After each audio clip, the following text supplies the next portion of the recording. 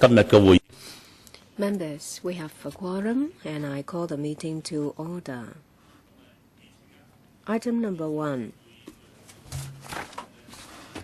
Information papers issued since the last meeting. There are 2. You'll find the details on the agenda. The Secretariat has not received any comments. And I'll move on to the next item. But before that, under Rule 83A of the Rules of Procedure, I remind members that if you have a direct or indirect pecuniary interest with any of the items under discussion, please disclose the nature of the interest before you speak. First, progress of work of the Committee on Free Kindergarten Education. Would you please invite the administration to come in? Are they on their way? Are those who would like to speak in this item, please put up your hands. 有嗎？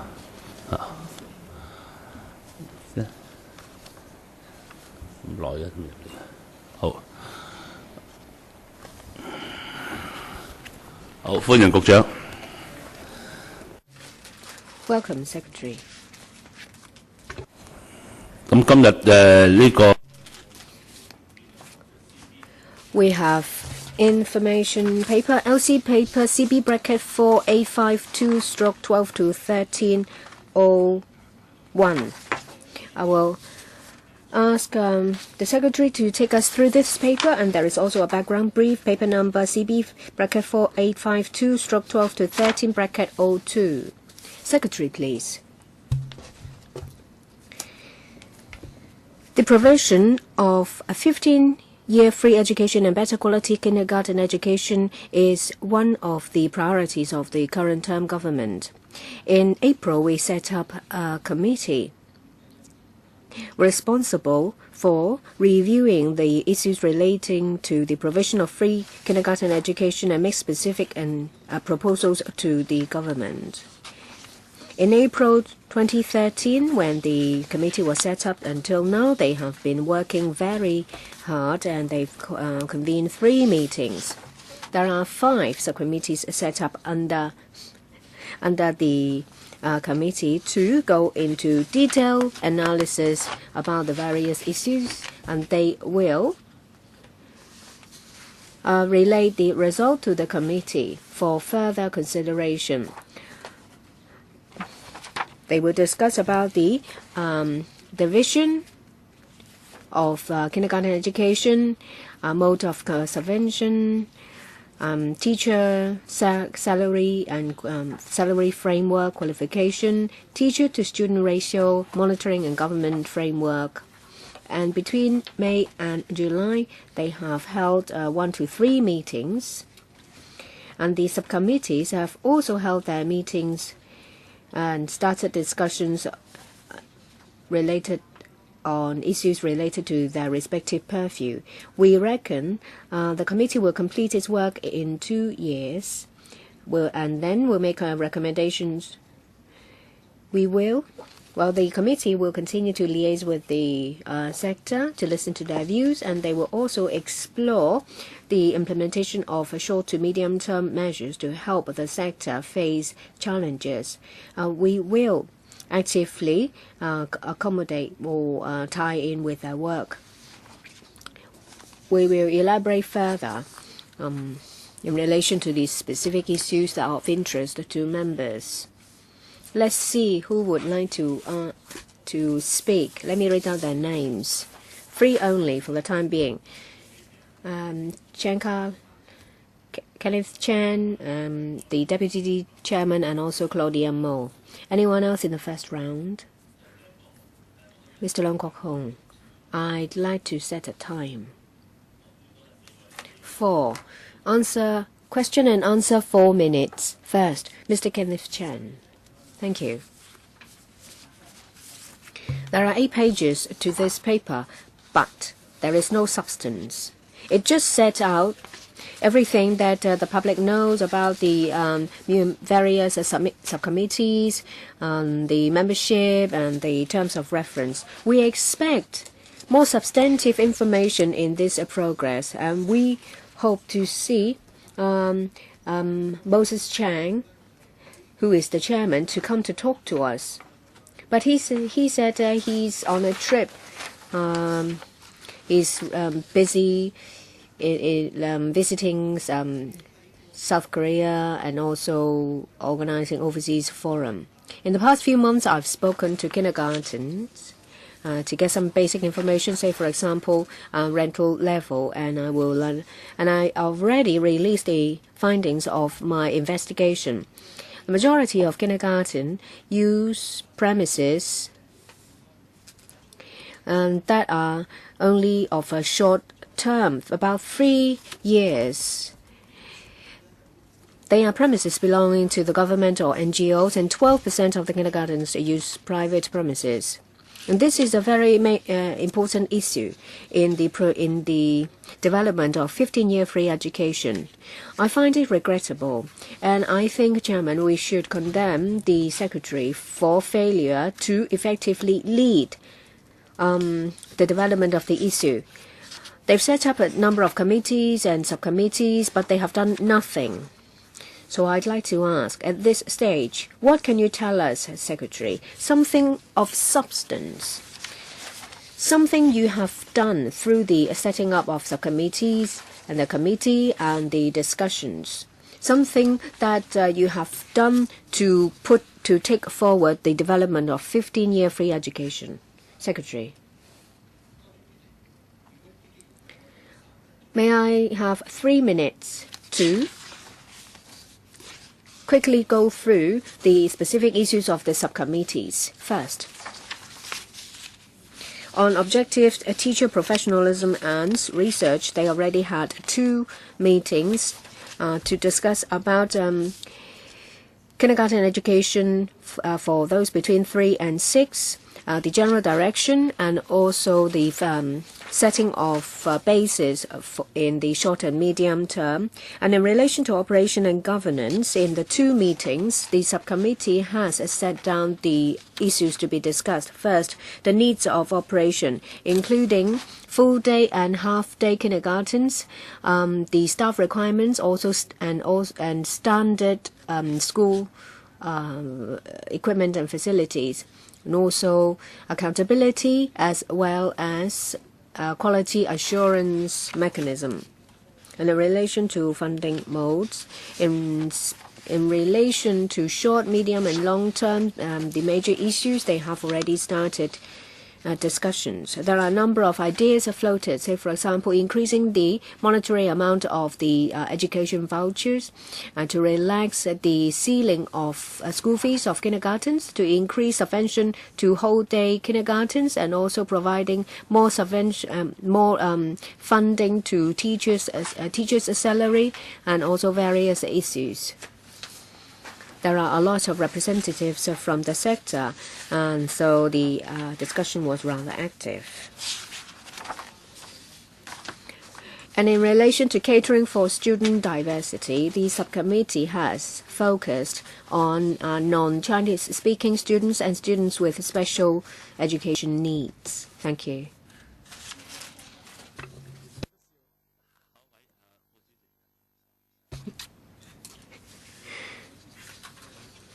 I have a number of questions, specific ones, to ask. First, I look at the membership list.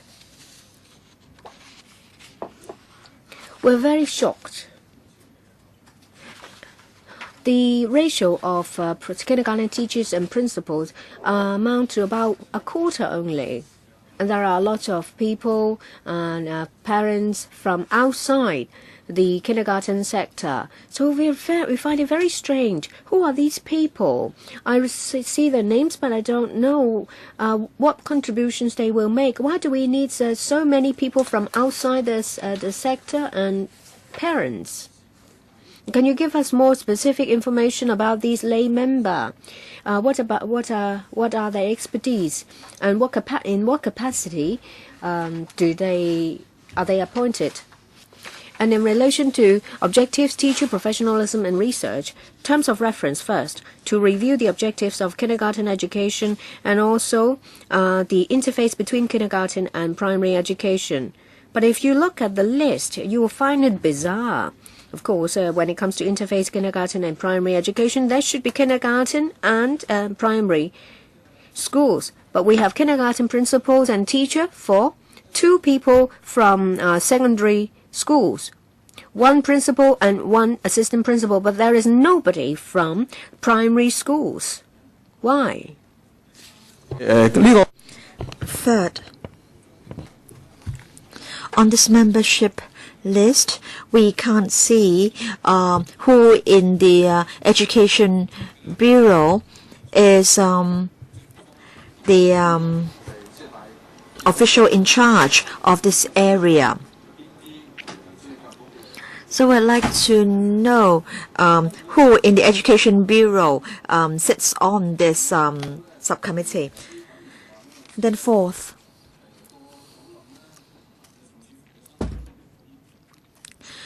we are told that the deliberations and discussions of the committee and the subcommittees have to be kept confidential. In other words, no disclosure can be made. But so how can there be consultation if everything has to be kept confidential? So can I ask whether all the discussions have to be kept confidential? And also I would like to know the consultation timetable.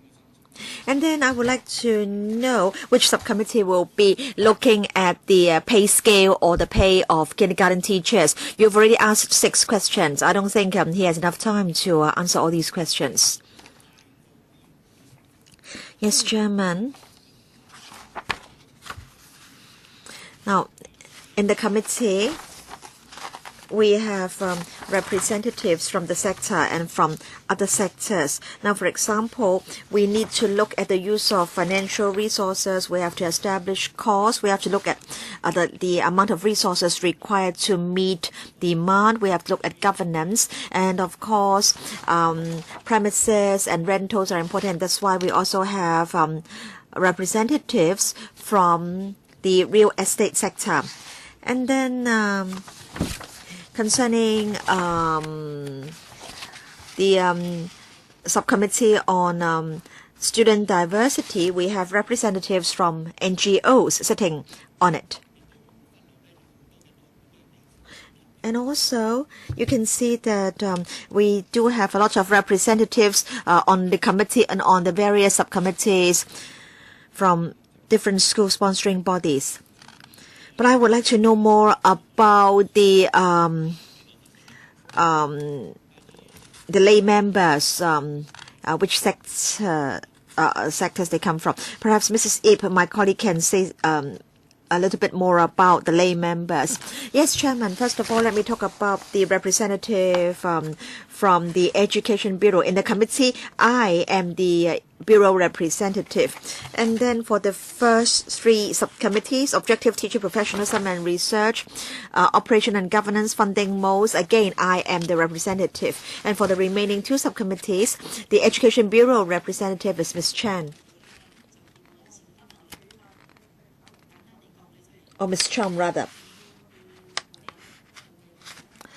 And we can see that some of the representatives come from the accountancy profession, from the real estate sector, and also from the management of major corporations.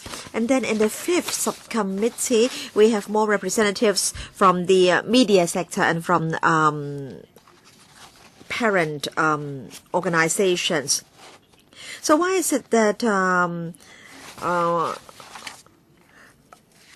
for the first subcommittee, we don't have representatives from the primary sector? In fact, we have representatives from teacher or rather education organizations, and they can represent the primary sector. I have further questions. Perhaps you can queue up again. Ms. Claudia Mo.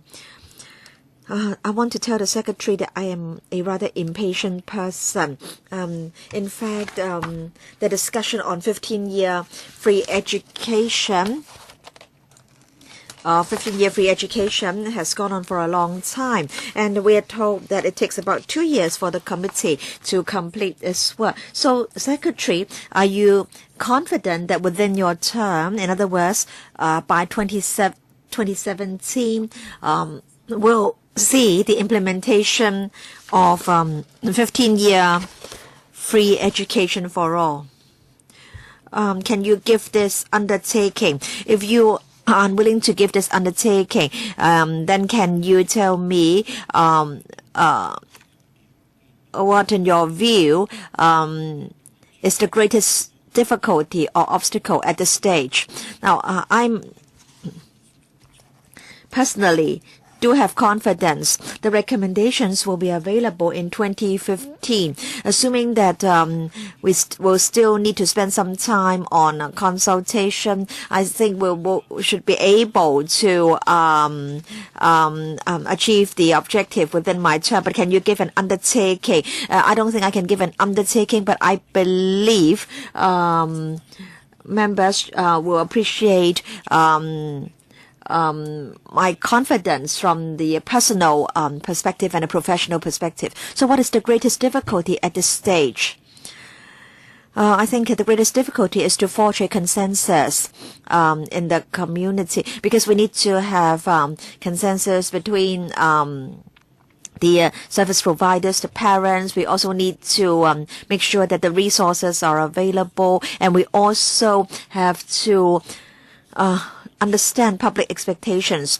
I don't want to proceed too hastily at the expense of other important aspects. But then, of course, we are doing or we are trying very hard. So, can you give us half an undertaking? So it seems that you are confident, but you're unwilling to give an undertaking. So can you give us a half undertaking or a 50% undertaking? But it's difficult to have a half undertaking. Now, I think with the support of LegCo members and the support of the community, I'm confident that we'll be able to make it.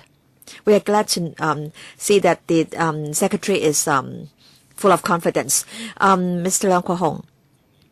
Yes, he has said many times that he has confidence. I want to ask him this question, Chairman. Now, concerning the various subcommittees, according to your observation, what do you expect to receive from the subcommittees in 2015? Now, I believe the government does have interim objectives and long-term objectives. And so in 2015, what do you think you will have achieved?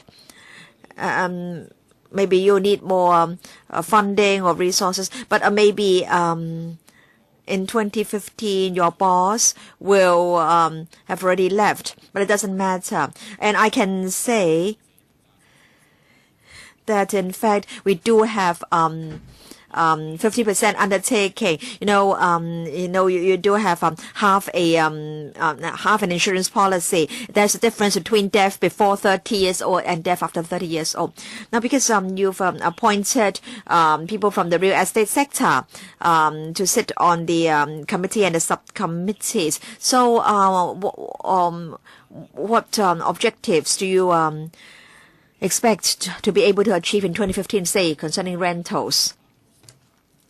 Now, the committee was set up on the 8th of April this year, Chairman, and the committee plans to come up with practical and workable recommendations in 2 years' time. So we do expect to receive concrete recommendations by the 8th of April 2015. So before the 8th of April 2015, we should be able to receive the recommendations from the committee and the 5 subcommittees. All right, let me ask a question about premises. We are told that most of the kindergartens are in premises rented from NGOs or the government. But of course, there are some kindergartens in privately rented premises. So by 2015, what assistance will you have given to the kindergartens with regard to premises? Do you have any objectives or targets? What if the 12% do not have enough money to pay the rentals? Yes, thank you, Chairman. I thank the member for the question. The subcommittee on funding modes has started the discussion. It has collected information on premises, facilities, and also rentals. They have already started collecting data and information. Now, I want to say that if the tenancy is too short, then it's difficult for the kindergarten to operate. So, if there's a fire at home, how can you live in peace? So, can you lengthen the tenancies?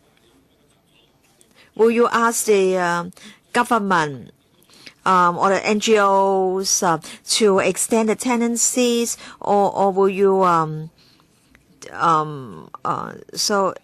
do some bulk renting or leasing? Now, Chairman, the subcommittee is collecting information on this matter for the kindergartens in Hong Kong.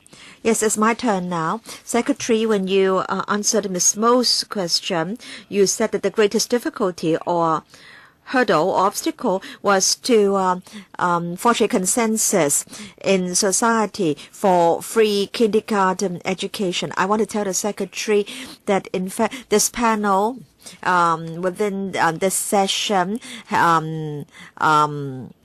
has held 2 public hearings. Over 130 deputations attended the public hearings, and I can tell you that 99.9% of the deputations support free kindergarten education. You said that the greatest difficulty was to forge a consensus in the community. I want to say that the consensus is already there. It already exists, and I think the greatest difficulty on your part is to make sure that the committee can really complete this work fruitfully in 2 years' time. And I would like to say something about the membership of the various subcommittees. I can see that there is only one kindergarten teacher representative sitting on each subcommittee. And then on the various subcommittees, we have a lot of lay members, 3 to 4 on each subcommittee. And then we have 3 to 4 parent representatives sitting on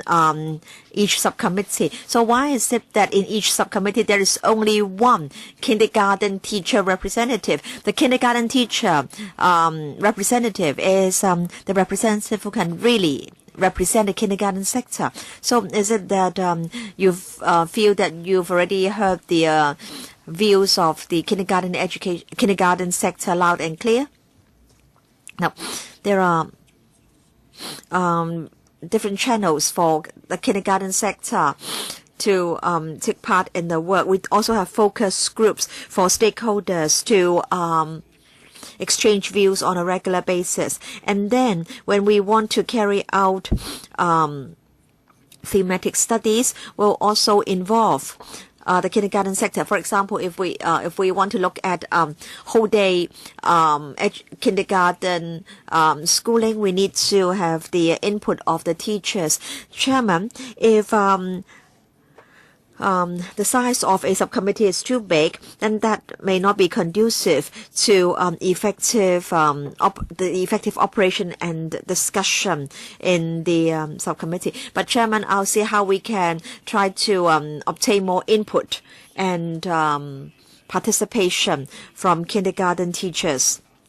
But then concerning the subcommittee on catering for student diversity and also the subcommittee on objectives, teacher professionalism and research, there should be more teacher representatives because the teachers are the frontline people who know the sector well. All right. I think I really want to start the second round. So Mr. Chiang Kwok-chu, you're the last speaker in the first round. I'm not trying to ask questions, Chairman. I merely want to give comments. In the first round, the replies given by the Secretary were very simple replies. I think the committee and the subcommittees should consult the sector on a quarterly basis. I think the parents, teachers, they should be consulted on a quarterly basis. And I suggest that once every 6 months you come back to report to us. No, at once every 3 months. And we can incorporate our views in the agenda. These are my suggestions. Second round, 2 members, the Deputy Chairman and Kenneth Chan. Anyone else? And then I'll draw a line here. Question and answer, 2 questions. Mr. Ip, I'd like to get some answers from the administration about confidentiality and also the list. This, in turn, has an adverse impact on the sector because the sector doesn't feel that the committee represents them.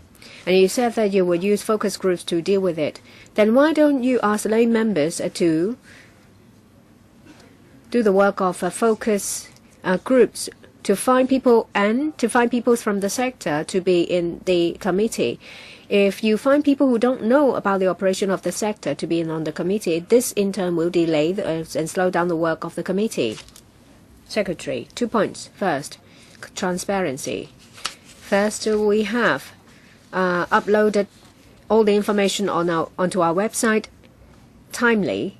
2, we will upload information about backgrounds. And I'd like to say that in relation to individual discussions, say for example review on rental, salary, staff remuneration, at an initial stage it's not appropriate to have them in the public domain because this will cause confusion. But as soon as we have something of substance, we are happy to come back to the panel to give a report in relation to specific issues, and we will enhance transparency. A follow-up. Are there any orders to stop them from talking to the sectors? If so, there won't be too much that can come out of the discussion. Mrs. Yip, I'd like to supplement. When it comes to details of the discussion and before it becomes a proposal, information will not be released to the public domain because this will only cause confusion.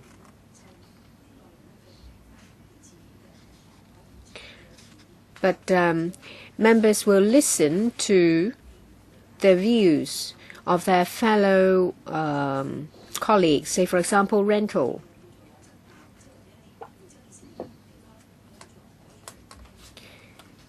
When it comes to controversial issues, they may listen to the views of people from the sector, but we won't release the information because this will be confusing. Next, Mr. Kenneth Chan. I actually beg to differ. Since there is a strong consensus in support for 15-year free education, why do you have to be so scared? This is a mature society, and we all have the wisdom to make judgment. Well, 30% of them will have to have their lease renewed this year, another 30% next year.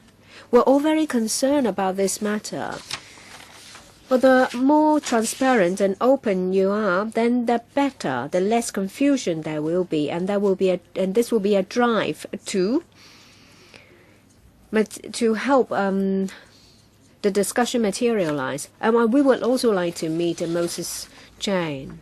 What is the use of going to Korea to hold an international conference? Well, if you have any views, share them with us so that we can follow them up. I don't really agree that you should be keeping things confidential, Secretary.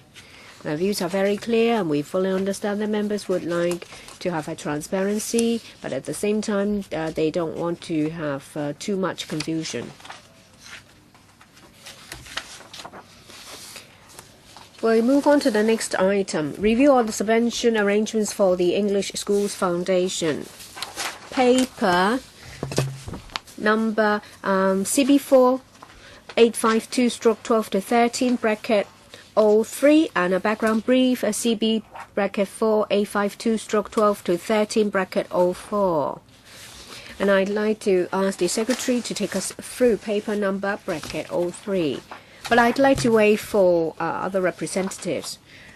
In the meantime, I'd like to know who would like to speak in this round.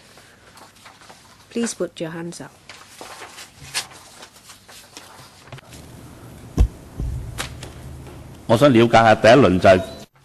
First round, we have Kenneth Chan, Deputy Chairman, Claudia Mo.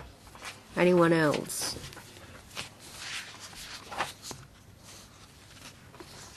No?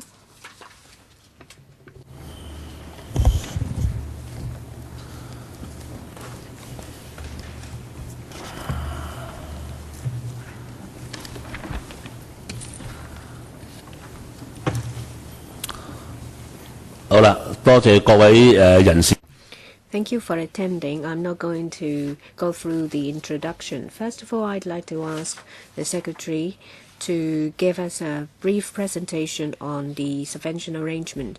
Thank you. Since the establishment of the ESF, there has been a lot of changes in the education sector. The major objective of the review of the ESF subvention is to review the role of the ESF and its position in the diversified education sector. There are a lot of international curriculum, also school mix and international schools that are similar to ESF schools.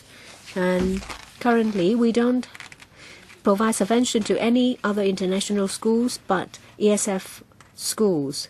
Continued subvention to the ESF schools will not be in line with our policy to not provide subvention to international schools. And in 2004, the Director of Audit pointed this out in report number 43. In the review in the past 2 years, we have been reviewing the uniqueness of the ESF schools, and members are very concerned about the interest of existing students of ESF schools. We've paid special attention to that and will ensure that there won't be any changes under the current subvention arrangements will not have an impact on existing students. We've had close discussions with ESF in the past year. We agree that the subvention will be phased out over a period of 13 years. In the first 3 years, the subvention amount will remain unchanged.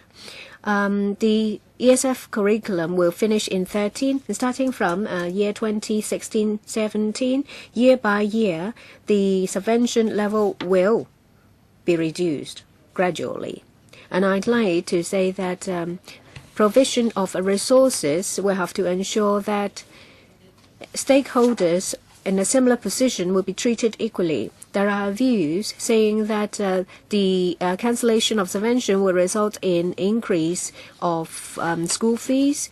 People who are working in Hong Kong or investing in Hong Kong will find it more difficult to find schools for their children. And we think that this may be related to the subvention, but they are not. They should not be discussed together.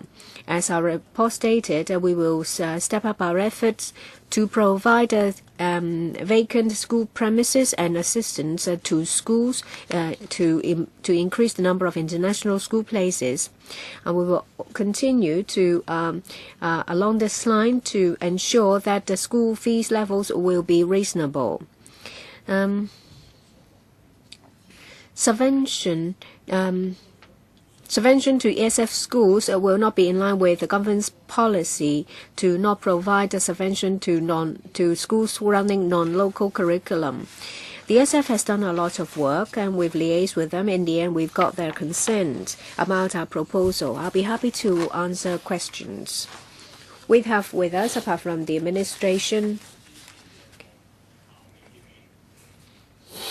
Chairman of the ESF, and also Mr. Carson Tong, and Chief Executive Officer of the ESF, Mrs. Duquesne. Mr. Tong, would you like to say something in relation to the subvention arrangement? Please be brief. Yes. May I speak in English so that the Chief Executive Officer will be able to hear it? Members, the ESF has a long tradition of providing quality, liberal-style English medium education in Hong Kong, and we are therefore disappointed that the government has not been persuaded to agree to long-term retention of the subvention. However, we accept that what has been offered protects the interests of existing and some future students. It also provides for the continuation of government funding for ESF special needs provision pending a wider review, and commits the government to making capital subvention available for the rebuilding of Island School. The Board looks forward to the in-depth review of support for children with special education needs, since we believe that adequate provision of such services to English-speaking children should be the aspiration of a rich and world city like Hong Kong. After consulting with parents and very careful consideration to the phasing out arrangements, the Board believes that this is the best settlement that can be achieved because of the protection it offers to parents with children currently in the system. Accordingly, after a measured and thoughtful debate, the Board decided to accept the government's terms for the phasing out of the subvention. I would also like to take this opportunity to thank the Legislative Council Panel on Education for your support, and to the Education Bureau for the work in bringing the review to a conclusion. Thank you, Chairman. 好，多謝龐家成主席。 Thank you, Mr. Tong. Well, whether you get the endorsement from the panel, we will first hear from members first. Mr. Kenneth Chen, well, I need to declare that I'm a parent of ESF students. I have 4 children studying in ESF schools. I object to the proposal of phasing out of the subvention. We're very concerned about not just about the interest of parents and students, we're also concerned about the possible reduction of choices in the local education sector. Local parents may have less choices when it comes to affordable school places in international schools. And of course, the ESF parents express that they have no choice but to accept. Well, because, if the subvention is cancelled, you may say that yes, existing students are protected, and students with special education needs are protected, and the redevelopment of an island school is also guaranteed. But you win a battle, you lose the war, and that is immoral. This is short-sighted, and will affect people, families who are affected by the cancellation of subvention. They will see an increase of 20% in school fees, and they say that school fees are on a par with other international schools. But this is misleading. When school fees increase, then it means that all the international schools have been turned into elite schools, and they become heralds. Some people say that, someone said that, it is inflicting self-harm in order to fight for universal suffrage. And I do think that this time it is inflicting self-harm to yourself, because then this will reduce the incentive to attract overseas talents to come to Hong Kong. So I will stick to the proposal of the panel to support the ESF to provide education according to their objectives, and we will continue to follow this up. Well, we are just informed by the decision. This is completely disrespectful to the LegCo. And I'd like to ask Mr. Tong, after implementation of the proposal, what do you think will be the increase of school fees? And what are the impacts of your future development? Mr. Tong. Thank you for being a ESF supporter, and I hope that your children enjoy the study in ESF. Absolutely, very much so. 唔好對答啊，唔該啊。Please don't talk to one another. To say that as far as ESF is concerned, I think over the period we have discussed with the Education Bureau for a long time regarding the justification for continuation for the subvention. And I think that has been said many times. 唐家成主席，我想你回應佢問題，佢問會唔會加學費啫？你唔好問。Yes. But Mr. Tong here is only asking you whether tuition fees will go up. 2016, in 3 years' time, the new joiners in Primary 1, based on the current estimate, the school fee for those new students will have to increase by up to 23%. Gosh. Mr. Chairman. OK， 下一位。All right, Deputy Chairman, Mr. Yip. Yes, Chairman.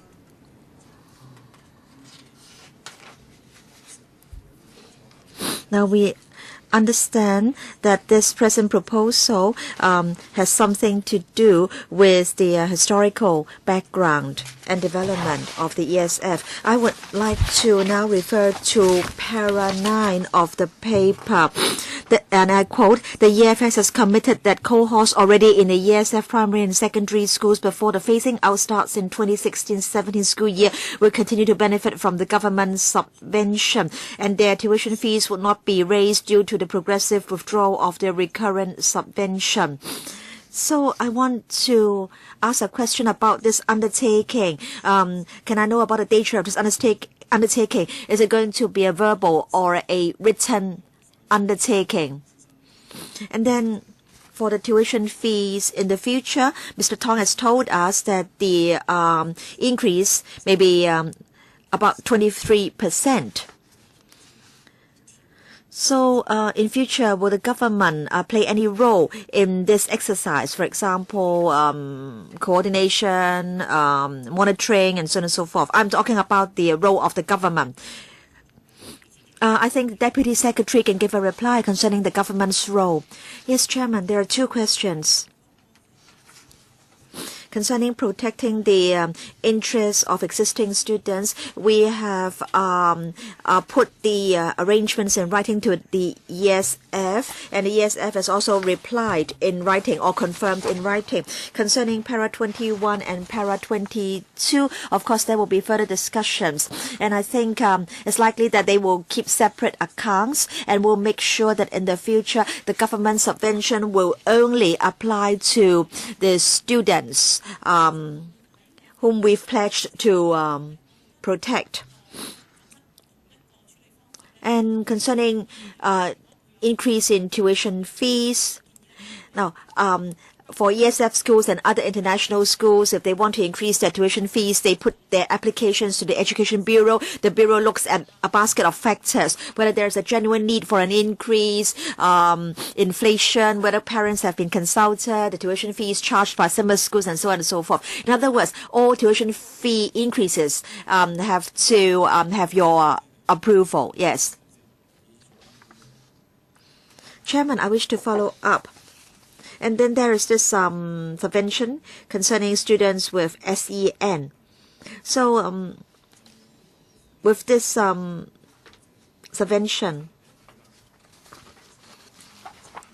does the ESF have a bigger responsibility to take care of SEN students? And can you give us more details? Deputy Secretary. Now, at the moment, ESF operates the JCSRS a special school. And in Hong Kong, we have only one special school trying to address the needs of English-speaking students with SEN. But then in its mainstream schools, ESF also provides support to students with SEN.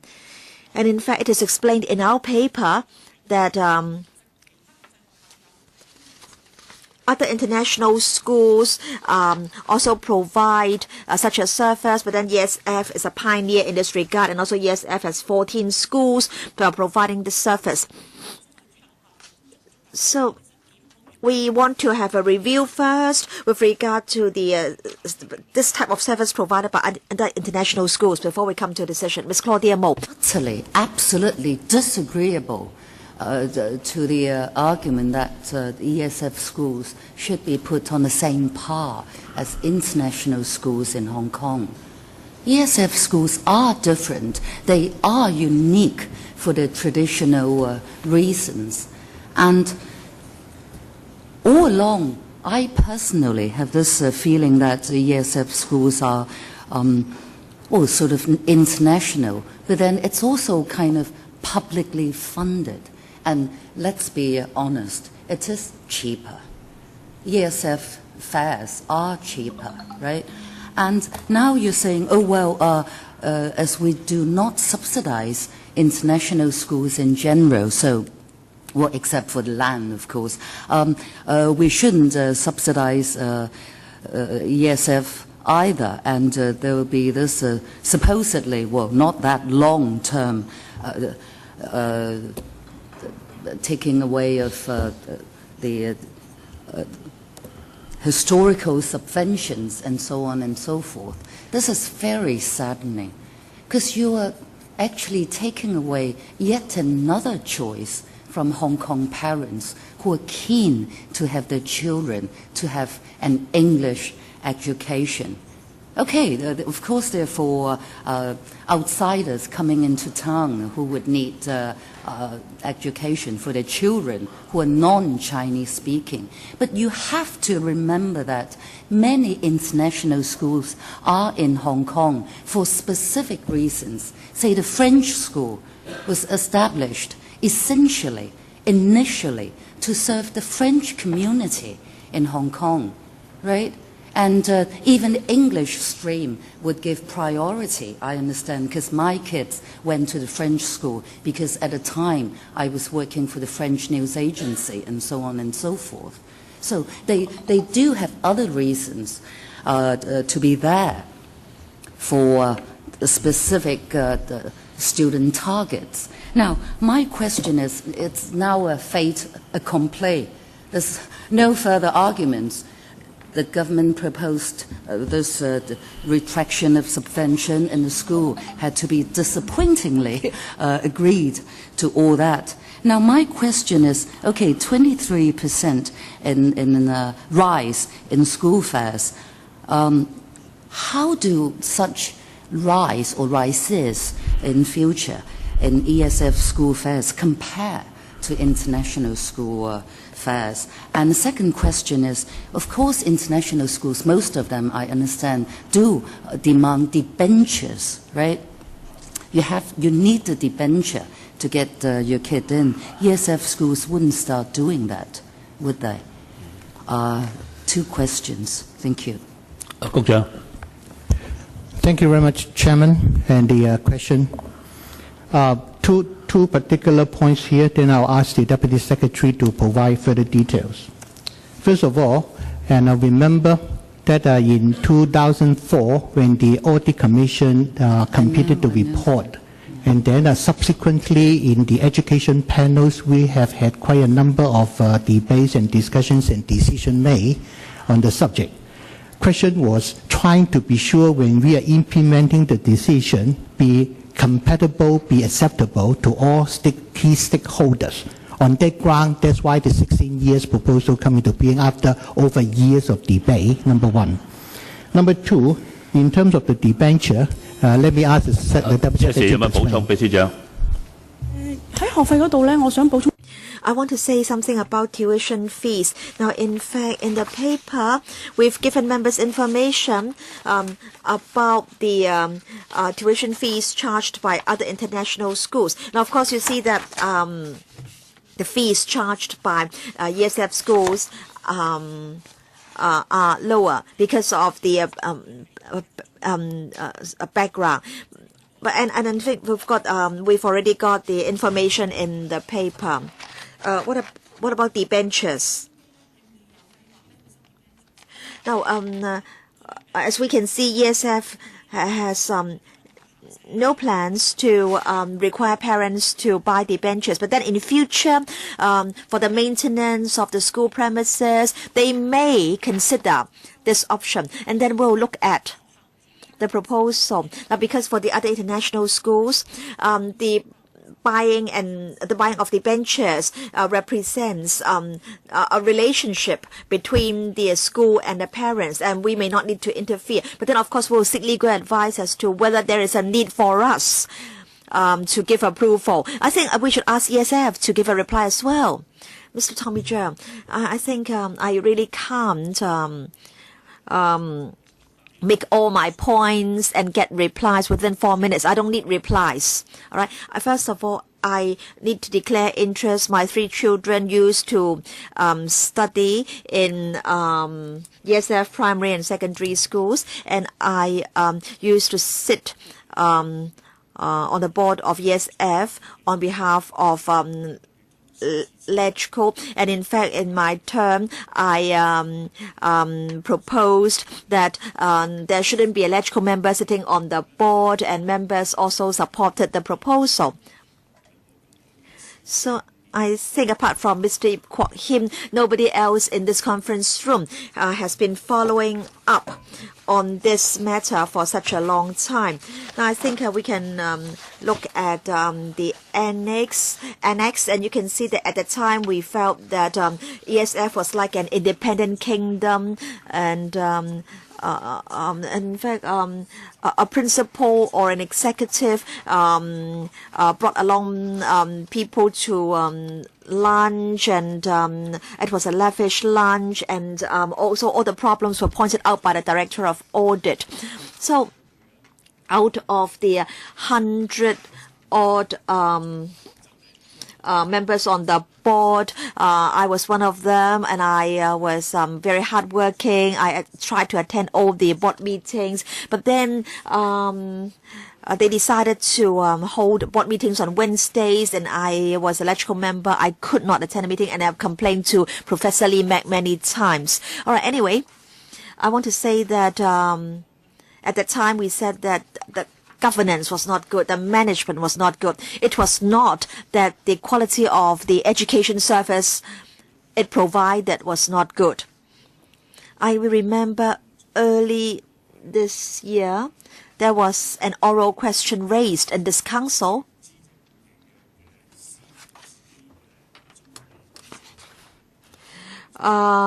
It was about requiring parents to buy the benches for the ESF's private independent schools or private schools. And then we were told that the debentures were required for maintenance of school premises, and then it was said that for those who purchased the debentures, their children could get priority in getting into the schools. And I made very strong criticisms, and many members supported my criticisms. So it's still a problem with governance. And they are really too anxious. And as they had a lot of anxiety, they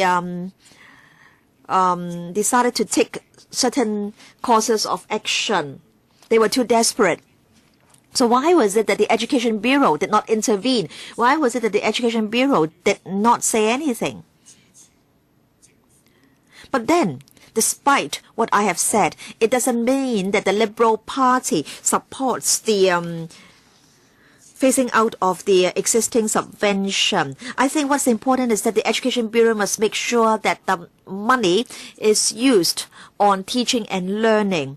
We don't want to see some parents, especially those from the middle class who are deprived of this right to send their children to ESF schools. At the moment, I understand that some middle class parents are working very hard in order to support their children to study in ESF schools.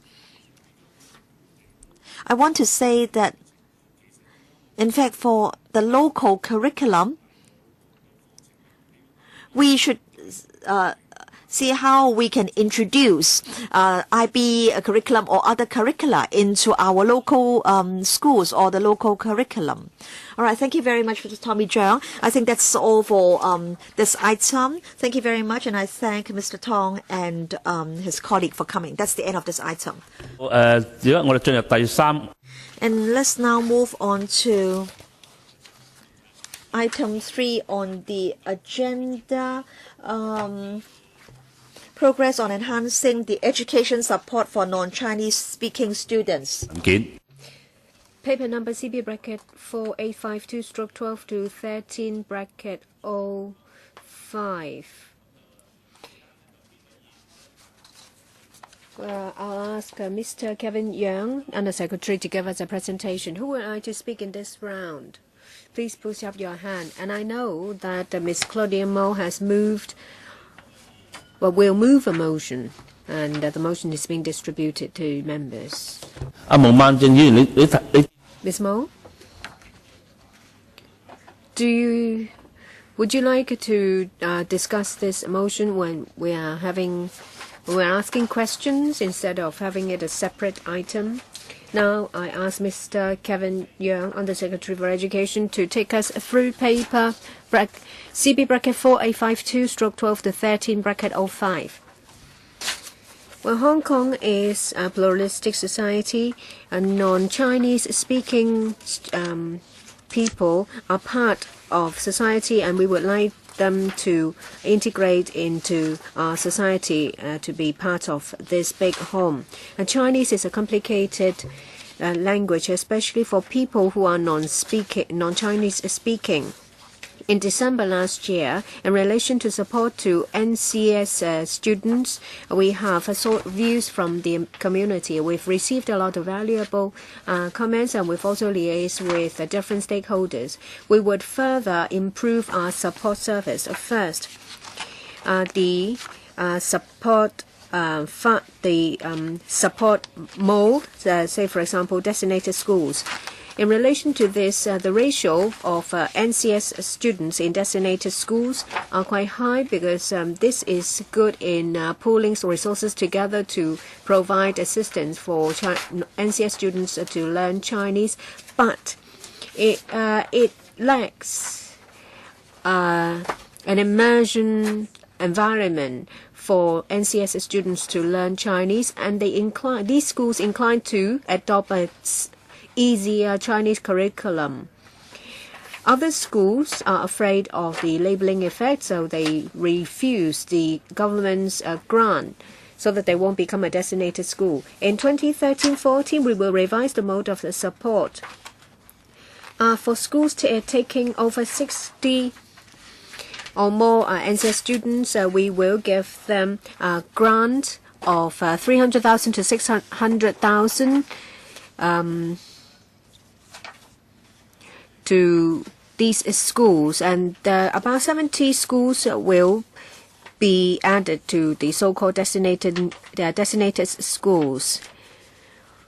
And schools receiving such recurrent grant are required to adopt the Chinese language assessment tools, to set learning targets, and to develop teaching strategies to help NCS students to master the Chinese language in a progressive manner and to enhance their communication with NCS students.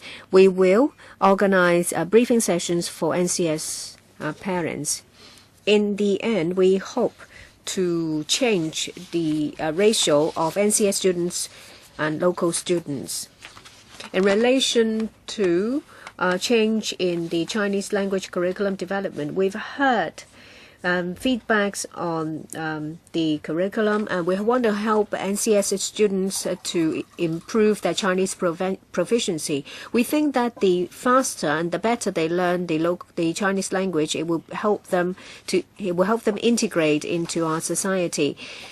We will provide a special support to kindergartens so that NCS students will be able to start to catch up with Chinese proficiency levels with local students starting from a tender age. We understand that for some NCS students, they start learning Chinese at a later stage and they encounter more difficulties. So we would need to adjust the curriculum and to adjust the assessment and the teaching learning methods to help NCS students. The supplementary guide may address the needs of teachers and NCS students. There will be 4 types of learning modes to meet the needs of NCS students, and there will be teaching materials provided to help them to learn. And we would like to put in place a systematic support to help NCS students, and so that they will have multiple pathways to further studying and to further their career. We are currently collecting information about how to adjust the Chinese language curriculum and to set down progressive learning targets and supplementary teaching and learning materials. We'll also explore ways to increase the opportunities for students to further their studies, and we also focus on kindergarten education to make learning more interesting, and at the same time we will provide professional support to teachers as well. In the first round we have 3 members: Claudia Mo, Yip Kin Yun, and Ma Fong Kwok. Anyone else? Starry Lee. Question and answer, 4 minutes. First, Ms. Claudia Mo. Thank you. In relation to ethnic minorities in Hong Kong, they encounter a lot of difficulties in learning Chinese. They do need Chinese language as a second language, but they don't know. But it seems that the administration doesn't know about the positioning and about their objectives. Why do ethnic minorities learn Chinese just to enable them to communicate and live in Hong Kong, or to enable them to go to Harvard? Ethnic minorities children, actually, our children learn English in Hong Kong, but we won't think that, do we think that we just want them to learn English to communicate, or we want them to go to Harvard? If the administration asks such questions of the ethnic minorities, it is simply unfair. Because you need to provide a curriculum for them to learn Chinese as a second language. And of course, the secretary would like them to catch up with the local students, but I can't see the day when ethnic minority students will learn ancient Chinese texts, say for example, the Tang poems or writings of Mencius. Well, they've been. Ms. Wong of Unison spent a long time on this issue. She's been helping ethnic minority children to learn Chinese. You see that they've spent 12 years learning Chinese, and they get GCSE A star in Chinese, but the actual level is just primary 1 or 2. I've spoken to young Nepalese youngster. Well, they want to be a security guard, but they can't even read notices of the owner's corporation. At least consider this. I don't want an undertaking, but at least say that you will consider, Undersecretary. When it comes to learning of NCS students, we don't underestimate the fact that with sufficient support, they will be able to attain a very good proficiency. And there are cases showing that with the right support, they will be able to excel in learning Chinese language. We'll try to give them support at the tender age, but we admit that for some students they may start late and they encounter difficulties in learning a second language. Well, Chinese as a second language is one of the ways. I will ask KK to give you more information.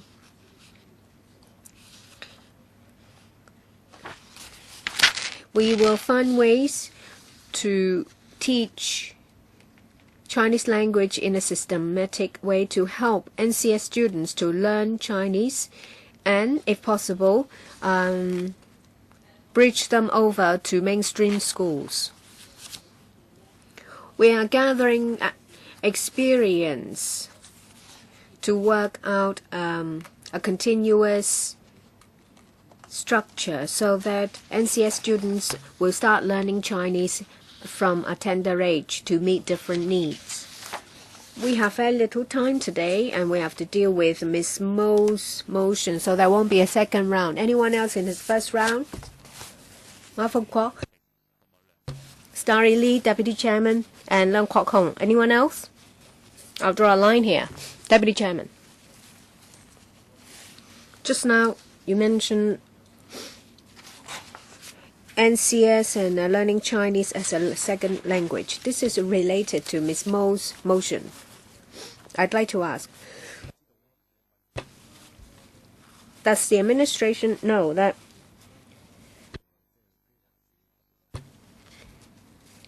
NCS students, especially those from South Asia, how many of them are there? When they come to Hong Kong, when they are already a school age, when they come to Hong Kong, if they are born and bred locally, then there's a better chance for them to go to study in a mainstream school. It's just like someone who's are born and bred overseas, that they will be able to go into a mainstream school locally. But if they go there later, then as English as a second language curriculum will be more suitable to them. So I'd like to know the information. And in relation to assessment and examination, so you have to take into account their needs. A curriculum for local students.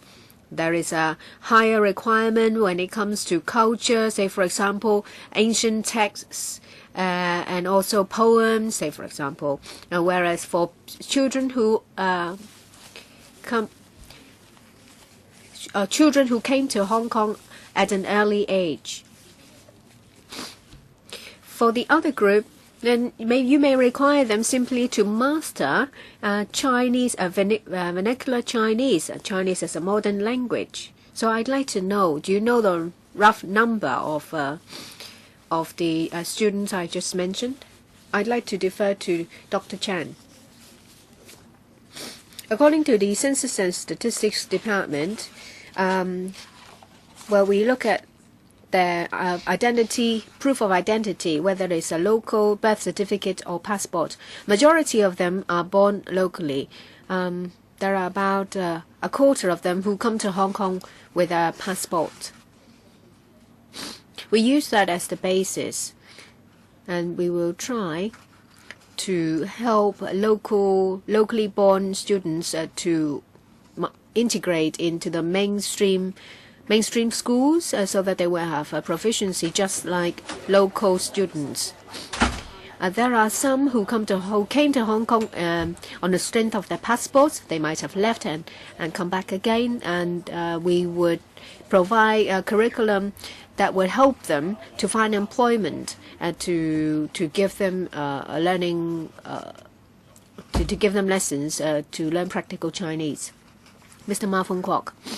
According to a Baptist University survey, about 90% of the respondents think that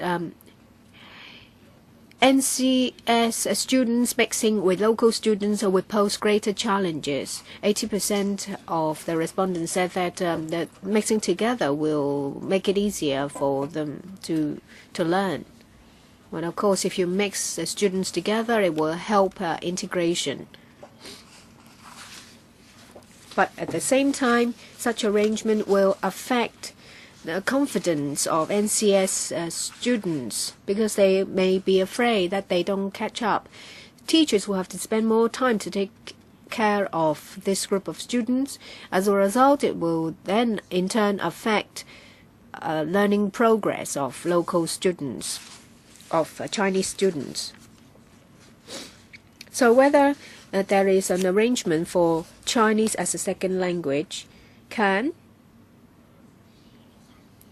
NCS students be separated from Chinese-speaking students when teaching Chinese? And will this approach make the work of teachers easier and learning more effective? You mean, separating the NCS students and Chinese-speaking students for Chinese classes. That may mean small class teaching. Mr. Yang? I think it really depends on the number of NCS students and the proficiency of the NCS students. Now, if the NCS students are rather proficient in Chinese, then it may be better to have the two groups of students having the lessons together. But of course, the teacher may have to make certain minor adjustments. But then if these NCS students are not very proficient in Chinese, then maybe other approaches will be preferred. For example, after-school remedial classes and so on and so forth. So we are proposing more support during classes, and there can also be other options. But then if we decide to adopt the so-called segregation approach across the board, if we decide to do that, then this approach may not suit certain schools or certain students. So I think it's for the schools and the teachers to decide which approach is the best. So you're proposing to give resources to the schools and let the schools decide. But according to the survey results, teachers are saying that it's very difficult to teach Chinese in this manner. Yes, Deputy Secretary. In fact, different schools have different experience. For example, providing more support to certain students, and will encourage schools to exchange and share their respective experience. Ms. Starry Lee. Yes, Chairman. Thank you. Now, in fact, we've got a submission from the Hong Kong Unison Limited, and may I refer to para 8 or question 8 of their paper. I understand that you've already done something concerning the curriculum and so on and so forth. So can you try to give an answer to question 8? And I want to know the difference between the approach adopted in designated schools and in mainstream schools. Yes, Dr. Chen. Yes, thank you, Chairman.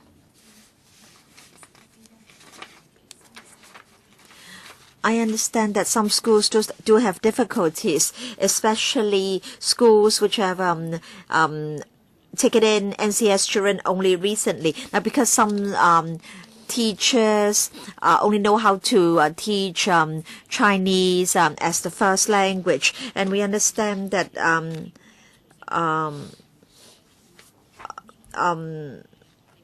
the Chinese language does pose difficulties to NCS children, for example, how to learn the graphemes and so on and so forth. And so we will need to provide more training for the teachers. But, Chairman, I want to know whether at designated schools you've already resolved the problem. And then in mainstream schools, how many NCS children are able to get extra support in their learning? Dr. Chen.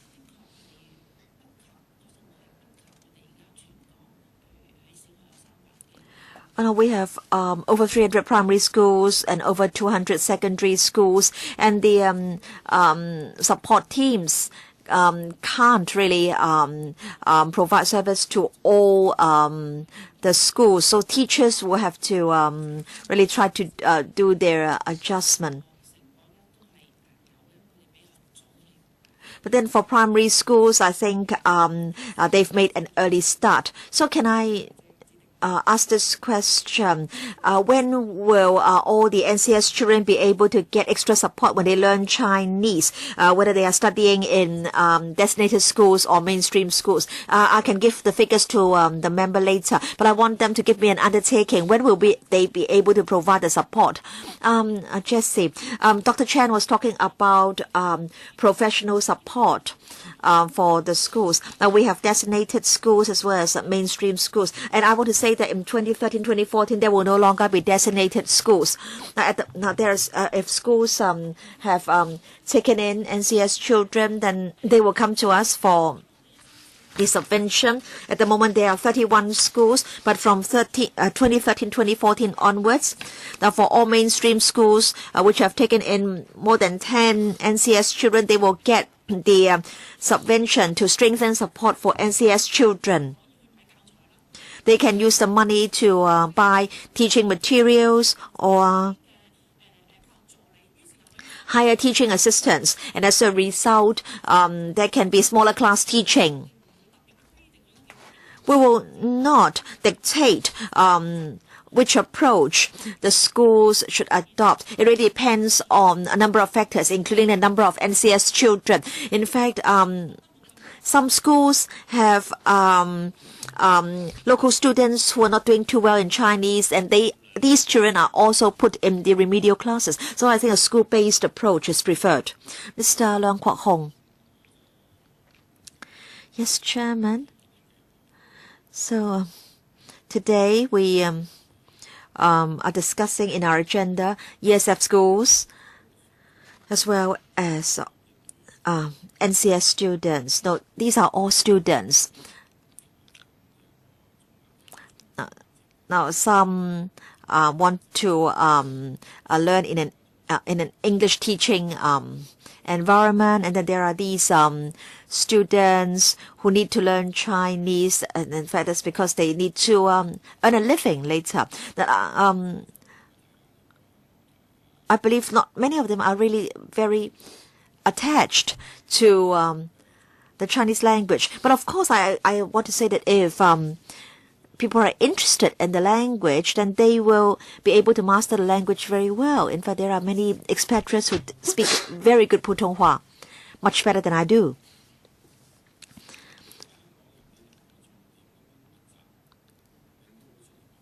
So you have to help these NCS students so that their Chinese will be proficient enough to help them earn a living. In fact, there are a lot of Chinese sayings, idioms that we learned when we were in primary school. So learning Chinese as a first language is very different from learning Chinese in order to be able to earn a living in the future. Now, if these NCS children are able to know, say, the 500 most commonly used Chinese characters, then it would be very good. Now, I know in the mainland, do you know how they try to wipe out illiteracy? They teach the people the 500 commonly used characters, Chinese characters. Right, so I think at the moment, we're not giving enough support to these NCS children.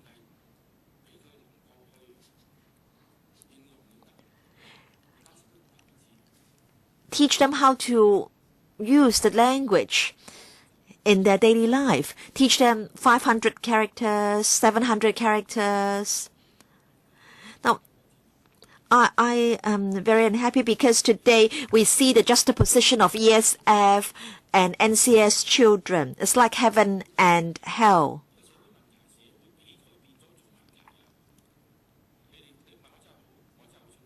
I want to say that you should say just teach them 500 characters, 700 characters, the most commonly used ones. Yes, I can understand, Chairman,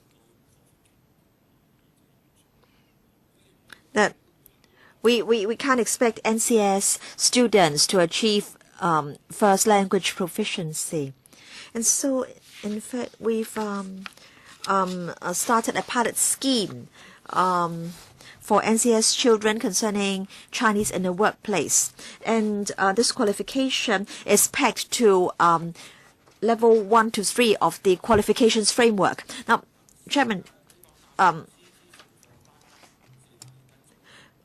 think there are these important factors. Are there enough teachers, qualified teachers? Then teaching kids. Now, just teach them the most commonly used 500 characters. You know, when I learned English, when I was I was given the book Bring Up Grammar. We didn't understand, but you may not be the role model for others. But Chairman, we learned the second language in this manner. We learned the second language in this manner. All right. I think in order that these NCS students can learn Chinese effectively, I think the language environment is important. The language environment, the right language environment is conducive to the learning of the language. And I think kindergarten education is also very important. And also, it would be good if parents can also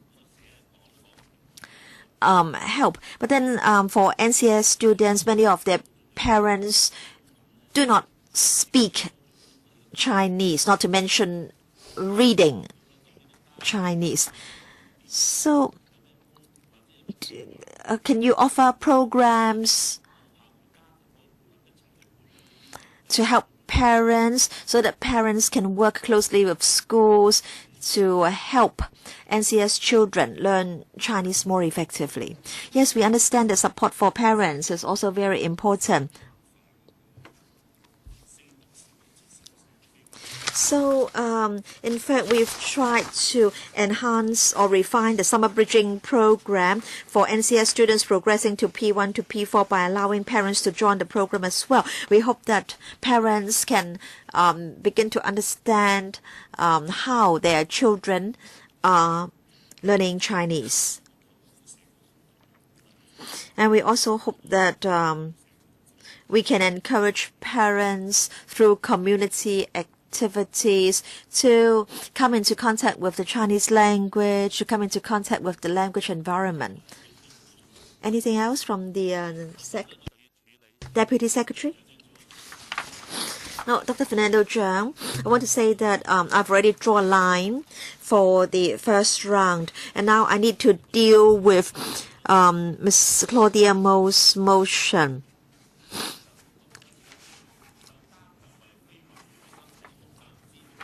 So, on progress on enhancing the education support for non-Chinese speaking students, Ms. Mo would like to move the following motion. That is, this panel urges the administration to pay attention to the difficulties faced by NCS students in learning Chinese and to proactively or actively consider drawing up the curriculum and the assessment standards for Chinese as a second language in secondary and primary schools. Now, as we need to finish this item by 11:30, I think we should put this item to the vote. Now, but I think the scheduled ending time for this item is 11:35. You know, I rushed back all the way from Kwai Ching.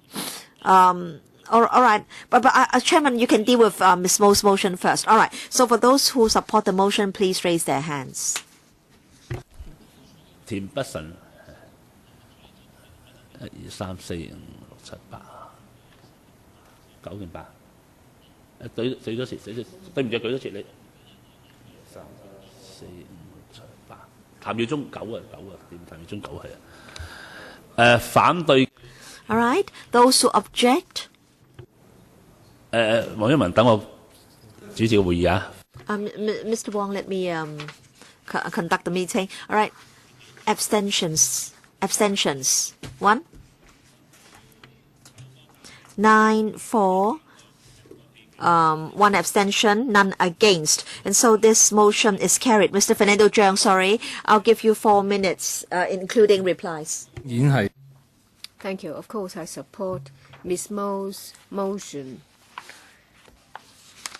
to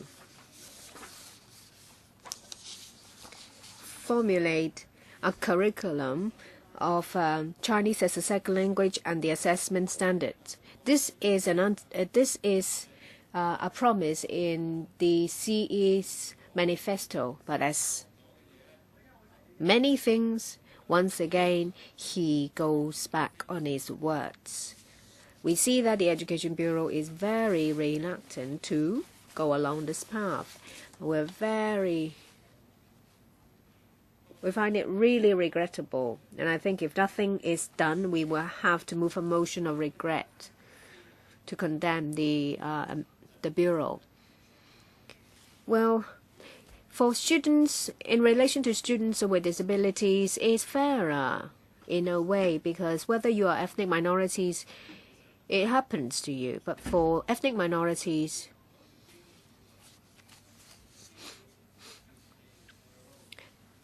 if you at the same time suffer from disability, the only school you can go to is Sarah Rowe under the ESF, because that is the only special schools with an English curriculum. The subvention should continue. Otherwise, it will have a negative impact on Hong Kong's competitiveness. I know of some senior executives from overseas. They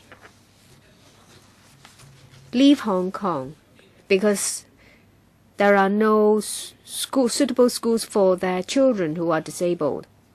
Apart from Sarah Rowe, they cannot find a suitable learning environment for the children. There is no choice but leave. For those who are poor, who cannot afford ESF fees, they will have to go to local special schools. And such schools don't have the ability, policy, and resources to take care of NCS students. Their parents, more often than not, don't know Chinese and they can't communicate. So such students are at a great disadvantage because they suffer from disability and they don't speak the local language. The Hong Kong SAR government should deal with this issue. I'm not asking you to have some special schools, but at least there should be resources and special policies to allow special schools to better take care of students. Not just to take care of them, but to help them learn. They have their own language. And they have to learn with a different language. So please consider it. Net teachers are not employed in special schools. We're not talking about a small number. The administration said that they can simply go to local special schools, but they will find it difficult to communicate with the school. My daughter has been in a special school for quite a number of years, and she has classmates who are NCS students. So I know of this problem.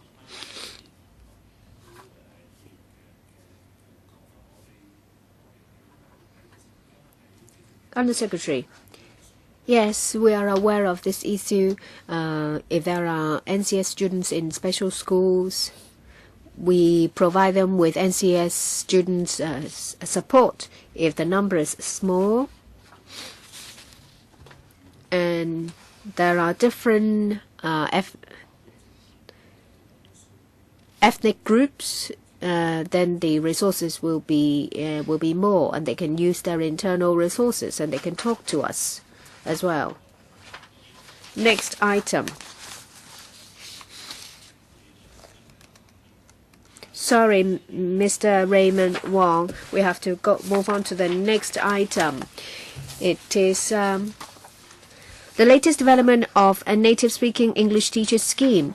Paper CB bracket 4852/12-13 07.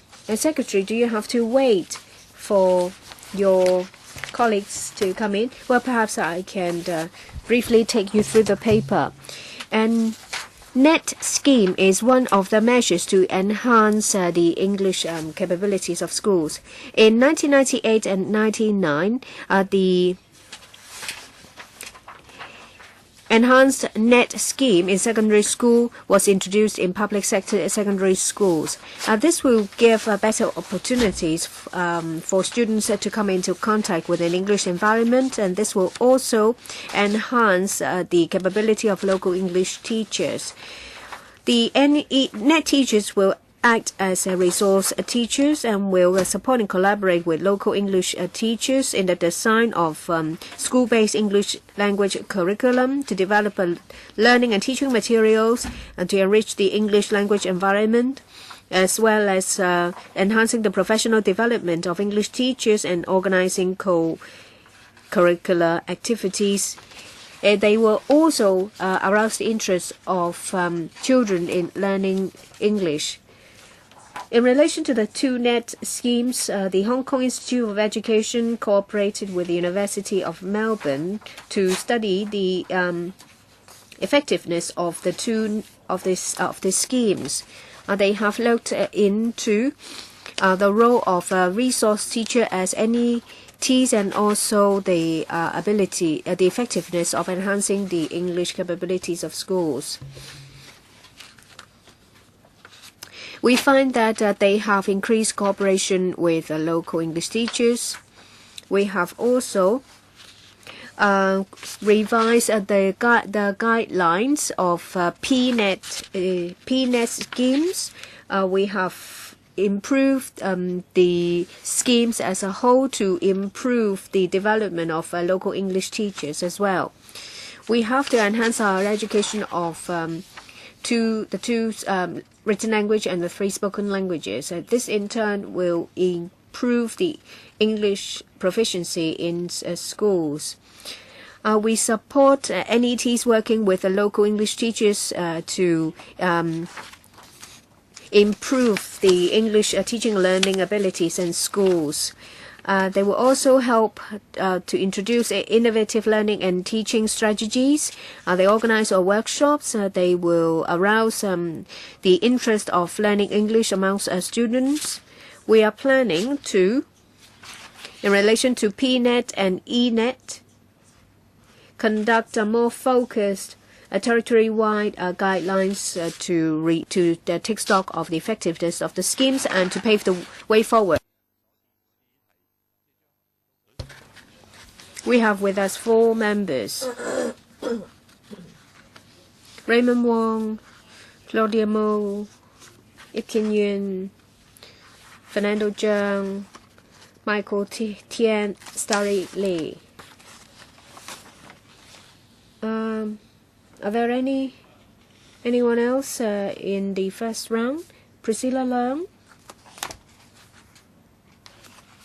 4 minutes. Anyone else in the first round? Well, if I set the time to be too short, then people will not have a chance to ask questions. There is no second round, only the first round.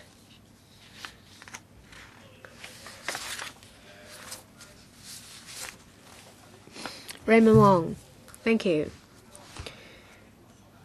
First of all, I'd like to refer to Mrs. Yip's letter. It's a rather lengthy letter written in Chinese. I'm not going to comment on her comment, and I believe the Secretary has read in detail Mrs. Yip's letter. Gives you food for thought, but I find it difficult to swallow. It talks about net teachers teaching P1 students and in this way, parents will not scramble to get their children into international schools. I beg to differ. Why do parents with the means will scramble to get their children into international schools? These include directorate officials, principal officials, rich and powerful, people like Michael Tian. They will try to get their children into international schools, whereas we don't care about this. So the major consideration is not English. Of course, if you go to an international school, medium of teaching will be English, but what they have in mind is the bridge with overseas universities and the learning environment.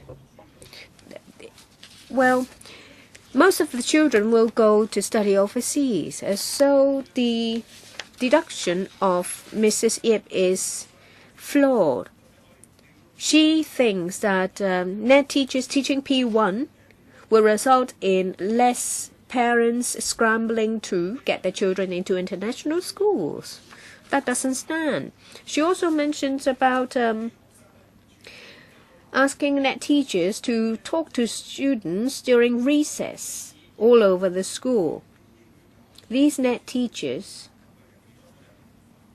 are insulated because they don't know about our culture, and you ask them to talk to our primary school students.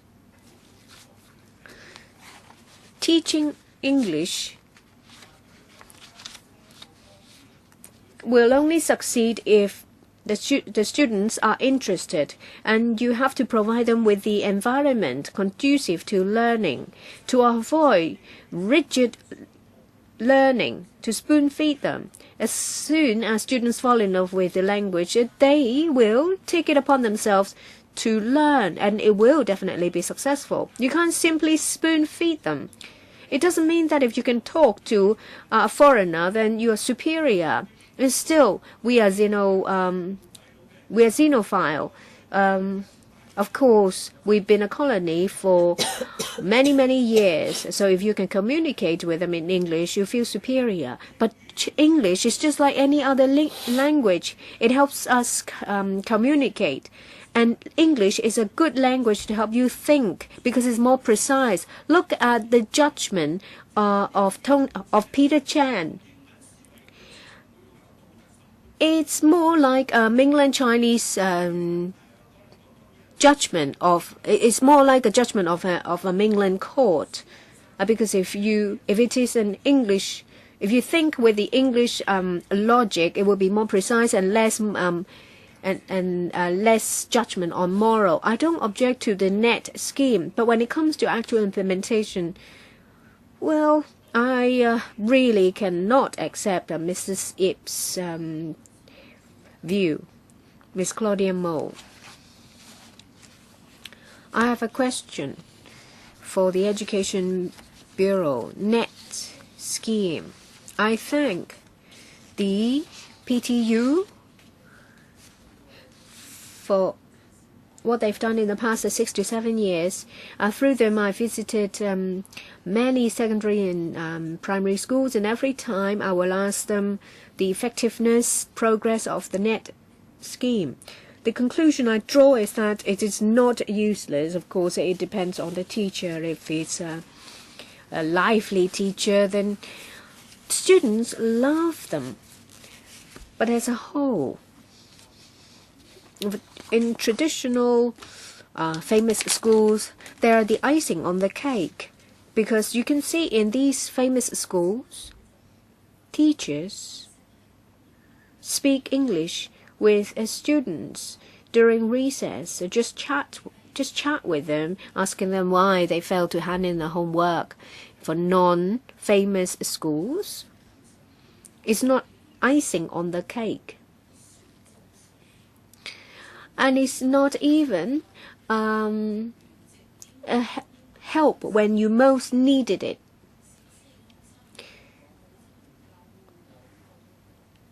Even P4 students tell me that they don't understand what the teacher said. They can't even talk, they can't communicate with the students, but smile. In the past few years, there was a decrease in the number of secondary school students, and as a result, some teachers were made redundant, including English teachers. Now, you know, we need to spend millions of dollars on the net scheme. We have to provide passage, housing, and so on and so forth. Why can't we use the money to try to nurture more local English teachers? I'm not saying that you should scrap the net scheme, but I want to say that in fact, in some schools, there is no need for a net teacher. If the students don't understand what the net teacher is saying, then it's really not too meaningful to place a net teacher in that school. And also, you know, some net teachers that I know say they feel extremely lonely, and sometimes when all the teachers in the school go out to lunch, and our other teachers have to speak English just because of this net teacher, you know, it makes everybody very uneasy. In fact, we hope that the net teacher and the other local teachers teaching English can work together to see how English can be taught in a more interesting way. Yes, I understand that in some schools the net scheme may be more effective. In other schools, the net scheme may not be too effective. But all in all, we are of the view that the net teacher can enhance teaching and learning. And as to whether we can allow schools to opt out, we will have to really consider this idea. Because we really need to consider the long-term implications as well. So I don't think I can come to a conclusion at this stage. Mr. Ip, now I don't think, or should I say, I think what is important is that the teacher is a good teacher. In fact, there are very good net teachers, and there are also net teachers who are not so good. So I don't think we should only look at whether the teacher is a native English teacher. I think what is important is that the teacher is a good teacher.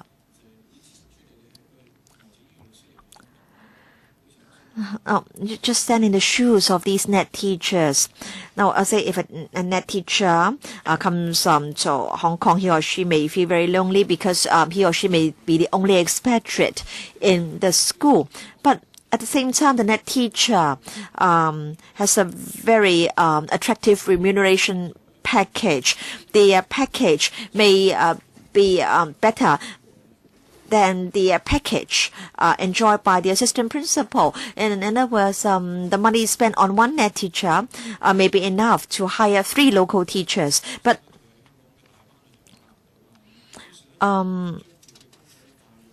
the workload of the net teacher is not very big. He or she may only be responsible for just chatting with the students, trying to create the that language environment or atmosphere. Now, but I just now, Mr. Wong commented on Mrs. Ip's views. I want to say that in fact, that teachers can really play a very important role during recess. They can talk to the students and say if a net teacher contacts the students during recess, the students may like him or her, and as a result, the students may come to like the English language. So it's not enough for the net teacher to just teach during lessons. I think what is important is that the net teachers must be able to establish very close ties with the schools and with the students. So my question is, what is the duration of the tenure of the net teachers?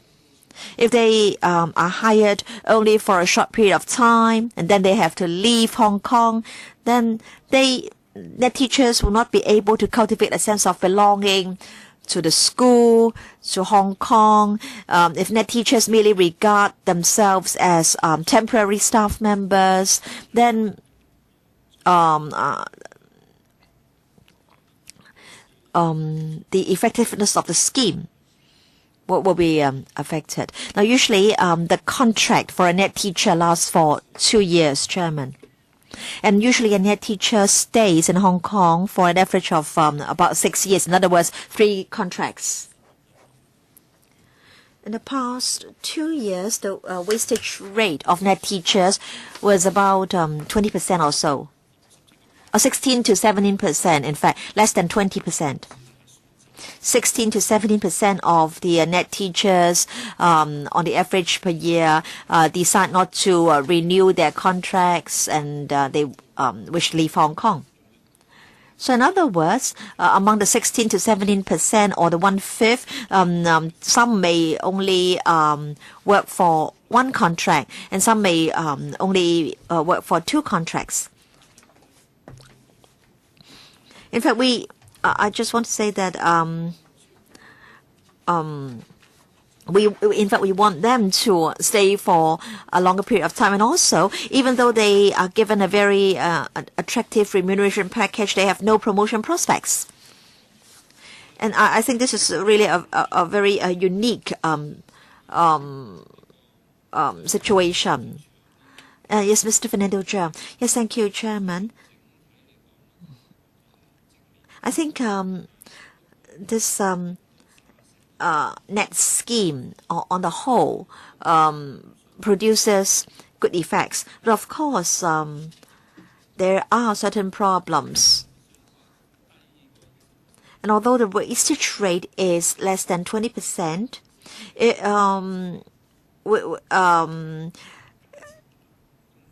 then all the teachers will have been replaced after, say, 5 contracts. So we need to pay attention to that. I want to say that all schools stand to benefit from the net scheme apart from special schools for the mentally disabled.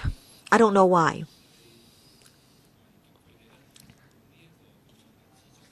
Special schools for mentally disabled children cannot benefit from the scheme. So what's the rationale behind this decision?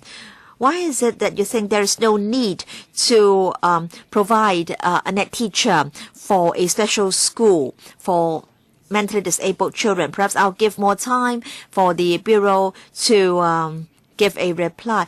Why is it that you think that mentally disabled children can benefit from the presence of a native English teacher in the school? Have you done any research? Have you made reference to any studies? Yes, Chairman.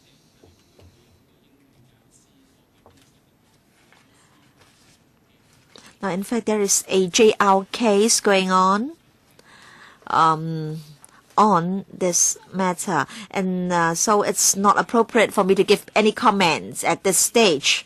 But we're only asking you to comment on the policy. We just want you to tell us the rationale behind the policy. We're not asking you to comment on the court case. Now, according to the CDI's recommendation, the curriculum needs to be adjusted to suit the needs or special education needs of the students.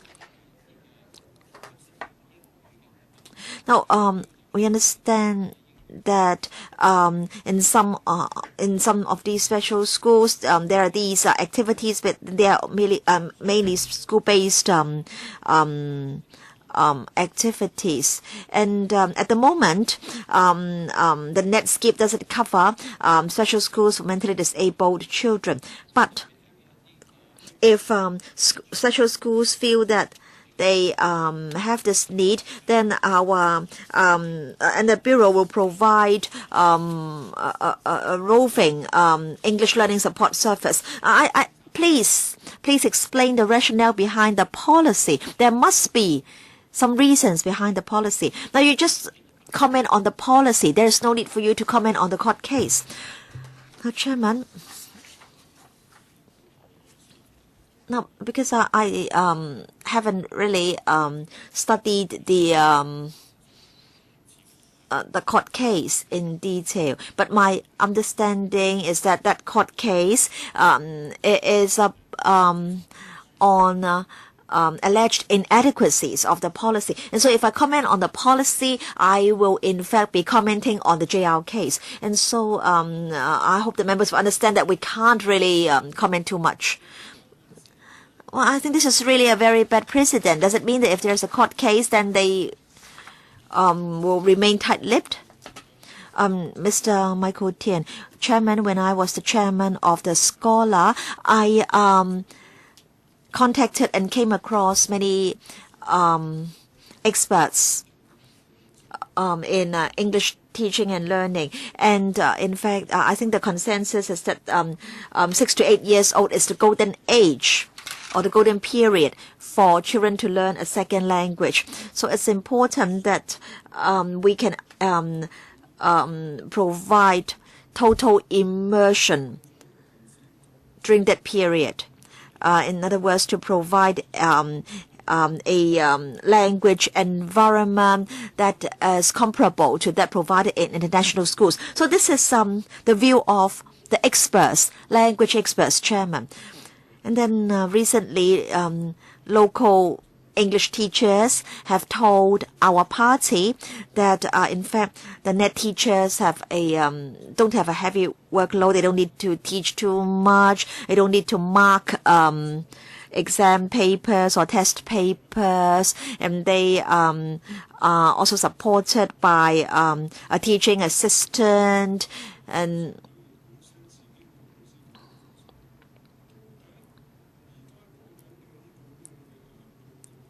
so concerning this report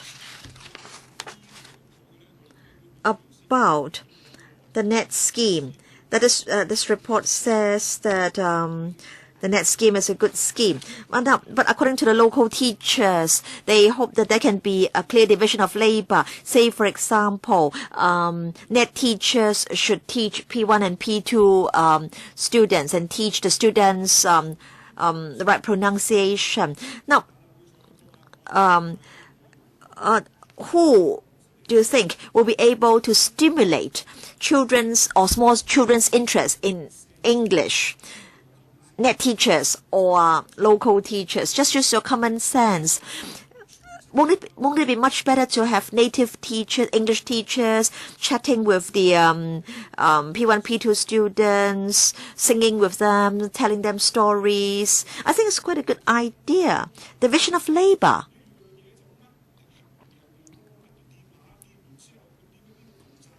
You can't have the net teachers just teaching this class and then that class from time to time. Now, I think you have to hold the net teachers accountable as well. Let them teach P1 and P2 students, and we have to see whether their teaching is effective. Now, and I think on the average, each primary school will need 2 nets if they are to teach P1 and P2 students. And I don't think that will mean a very big increase in your recurrent expenditure. So there will be a clear division of labor, and then local teachers will have more free lessons to prepare for their teaching work. And so perhaps you can issue a questionnaire survey to all primary school English teachers. Ask them whether they support this idea. Are you willing to conduct such a survey? If local English teachers do not support this idea, then of course you can consider not adopting our suggestion. So would there be a questionnaire survey, please? In relation to positioning of net scheme or net teachers, we have to bear in mind. Well, my question was whether you would do the study or survey. Yes, we will continue to review the situation. Then would you conduct a survey to ask about division of labor of net teachers in Hong Kong? Mr. Tian, would you please let me chair the meeting? I apologize. Mr. Ye has indirectly answered you. Well, he said he would continue to review it. That means he's not going to do the survey. So he's not going to do it. Well, that's my understanding. Ms. Nari Lee. If you ask schools and parents, of course, they will support the net scheme. But we don't think that the English proficiency of students will be greatly enhanced as a result of one single net teacher. We've heard about complaints. Well, I'd like to ask, can there be more flexibilities in the arrangement? A lot of teachers criticized that for net teachers, when it comes to pressure, remuneration, division of labor, is not proportional. For those schools who would like to change to DSS, they can more flexibly use the money because they can employ local English teachers with a high English proficiency. So would you allow more flexibilities in the recruitment of such teachers, and why don't you? Give priority to local English teachers. Well, a lot of expatriates are living in Hong Kong and they have families in here. Then would you give priorities to them? Mr. Lee? Thank you. Let me explain that when it comes to recruitment of foreign English teachers, we allow schools to conduct the recruitment themselves, or they can ask the Education Bureau to do it for them. It's not necessarily the case that the teachers will have to come from overseas. There are local recruitment exercise under which applications can be made locally and interviews will be done here in Hong Kong as long as the candidate meets the requirements. Schools who would like to change to DSS, and one of the reasons they've given is that they can more flexibly make use of the resources. As subsidized schools, there is little flexibility in this regard. Am I right in understanding it this way? Have you heard about this? It seems that we haven't really heard about this. Let me find out. DSS schools, DSS will have more flexibility in the use of resources. That's true. Relatively speaking, you mean? Yes. Next is Priscilla Leung. The administration did not answer Mr. Tian's question about survey. It's a good thing, the survey. If you refuse to do it, well, then we ask English teachers to express their views to us. When it comes to this net scheme,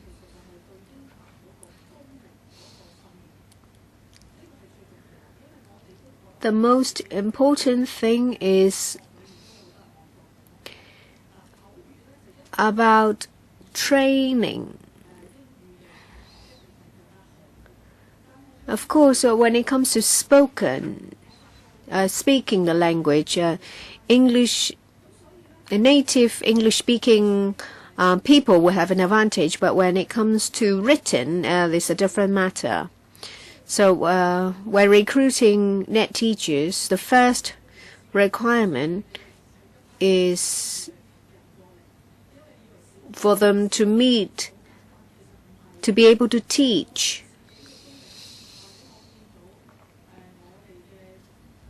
It's from a personal experience, an experience of my friends' children.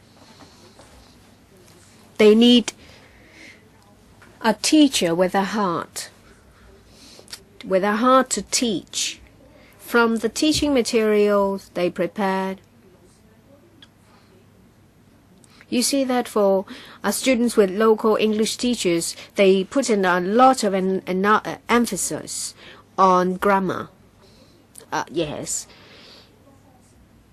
Foreign English teachers will arouse interest to learn through singing with them or talking to them.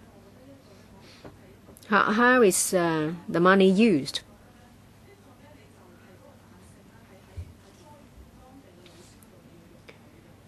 You have to allow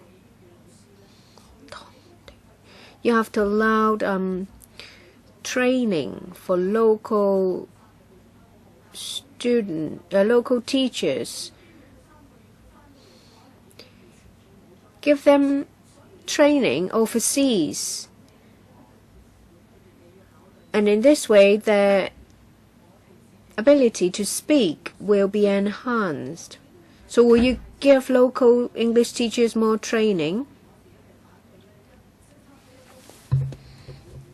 I objected to across-the-board implementation of Chinese as a medium of teaching, but it's already done. I do think that there should be dual-track system in the education sector.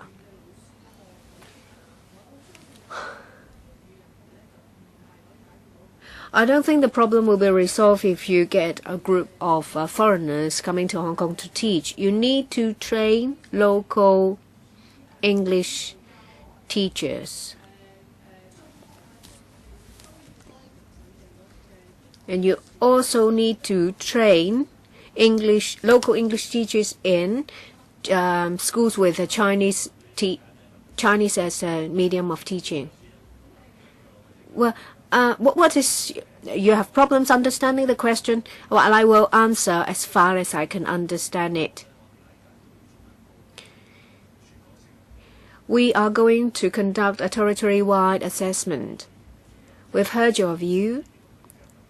We'll take into account a teacher's view, and we'll look into whether we can include your issue in their scope. When it comes to professional qualifications, yes, we understand that they have professional qualifications. We understand that there is a need to train local teachers, but no matter how much training you give them, there is still a difference between local English teachers and native English-speaking teachers. is something to do with culture. So no matter how much training you give them, there is still a difference. Mr. Leung Kwok-hung. I know a lot of net teachers. I meet them in bars. They're very bored. Now the question is, well, it's not to hand out coupons to get students to go to bars. Well, I can tell you that teachers in bars are different from themselves in schools. That they tell you about their romances. They tell you about heartbreaks and everything.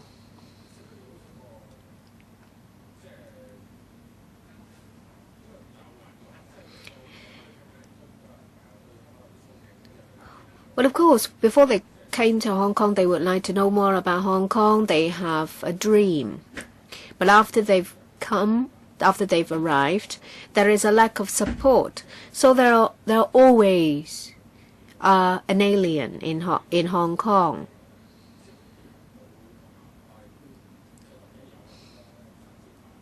Of course, schools think that it would be good to have a net teacher.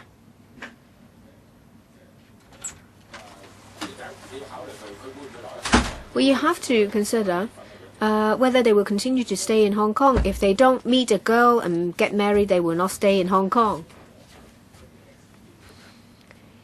You need to set indicators. If you have indicators, at least the teachers will know what they're expected to do.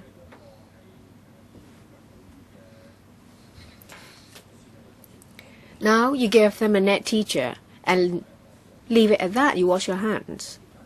And it's a mistake in a way. But at least there is someone in the school who is from an English speaking environment. Of course, there will be benefits. Then it's not about language. It's about a different culture. Isn't it? You have to provide a different culture in the school as well. It's nothing to do with language. So the objective itself is unclear. If you say, well, let's put in place someone from a different culture in the school to trigger discussion. Well,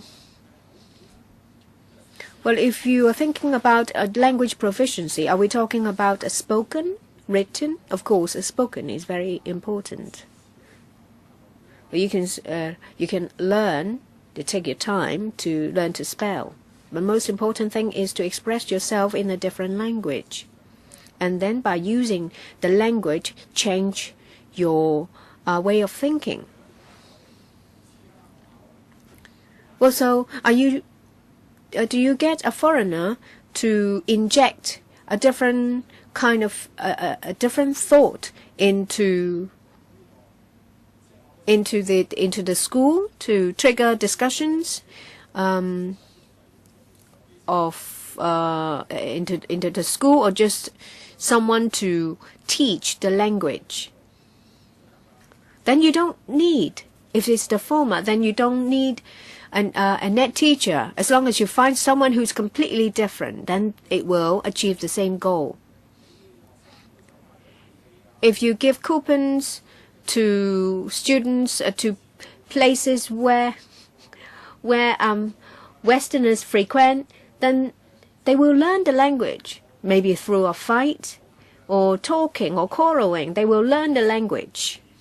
Thank you, Mr. Leung, for his views. Secretary, it's my turn. My personal experience. Net teachers play an important role in improving the English language environment in the school. But what about mobility, as mentioned by Mr. Ip Kin Yuen? Or turnover. Turnover affects the quality of education, and it makes it difficult for students and teachers to adapt. You talk about 15 to 16%. I don't agree. I will explain why. A contract lasts for 2 years. They may stay here for 3 contracts, but they may work in different schools in different contracts. one in Hong Kong, one in Kowloon, everyone in a different school. So at the end of each contract, there is turnover. It's just like the helper at home. If you change a helper once every 2 years, then your children will not be well taken care of. Schoolworks will not be well done. Housework will not be well done because there is no continuity. For these short-term contracts, 2 years, it makes it difficult for the school and students to adapt. You may expect something from the teacher.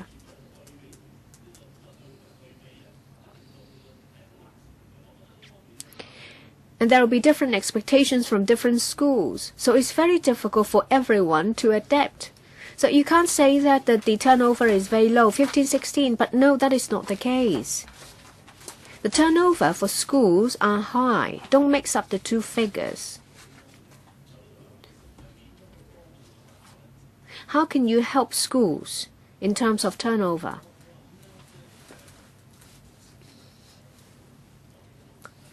Undersecretary. Recently, there is a team of colleagues providing support to net teachers.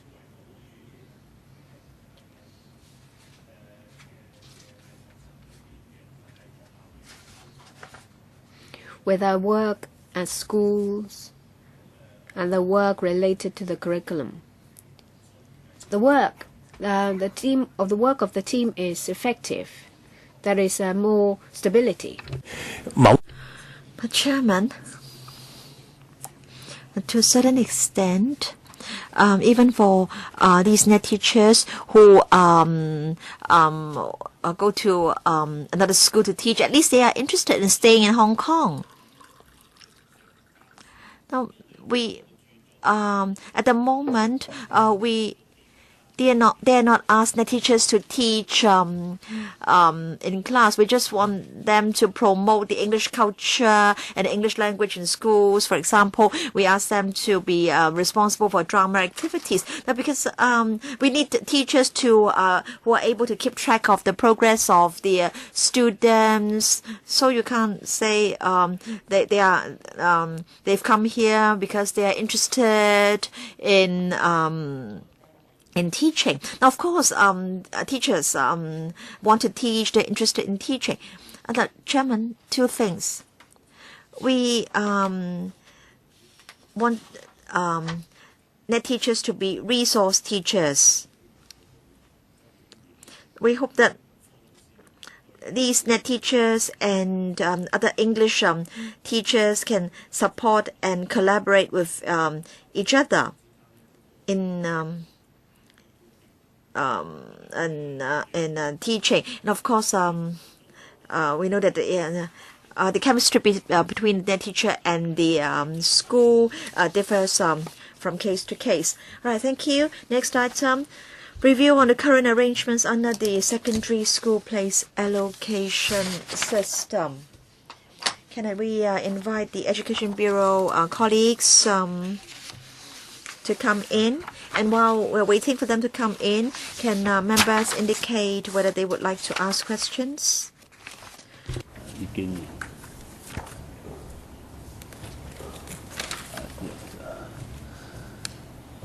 何秀蘭係咪舉咗手啊？冇。黃碧雲。好，我哋有請教育局副局。Yes, Mr. Yang, Undersecretary for Education. Yes, Chairman, in the next few years, there will be a temporary decline in S1 students. But then in the school year 2017 and 2018, and in subsequent years, there will be a steady rebound of the S1 student population. And that's why we have put in place a number of measures to preserve teaching places and the schools and the school places. Now, for example, we try to relax the restriction of not less than S1 classes, and then at least 26 students for 2 S1 classes. In other words, at least 13 students for each S1 class. And then we also allow schools with less than 2 S1 classes to when they participate in the following SSPA cycle, there will still be a cap of 3 S1 classes. And then the retention period for surplus teachers arising from any packing of S1 classes will be extended from 1 year to 3 years. And then to take into account the situation in different districts. For some public sector schools, the number of S1 classes may be affected, and then some support measures may operate differently in different schools. The Education Bureau will do a head count in mid-September in approving the number of S1 classes. And at the time, we'll know the impact of a drop in student population on the number of classes. I want to say that in the past, we did not release SSPA results after the SSPA cycle, because we do not want to give rise to any misunderstanding and any misconception about any particular school. With regard to surplus places, that will be divided. We will calculate the number of. We can't just simply use that to calculate the schools affected. And I want to say that, in fact, after we've uploaded this paper, some are of the view that after the calculation, 100 classes will be lost. As a result, there will be 170 surplus teachers. So we need to clarify the situation, and in fact, we have just tabled a paper for members' reference. For each school and the students allocated to the school, when compared with the 2012-2013 school year, there is a reduction in the number of 30 classes concerning S1. And out of the 382 public sector schools, 6 of them will have an immediate cut of 1 class, and then 5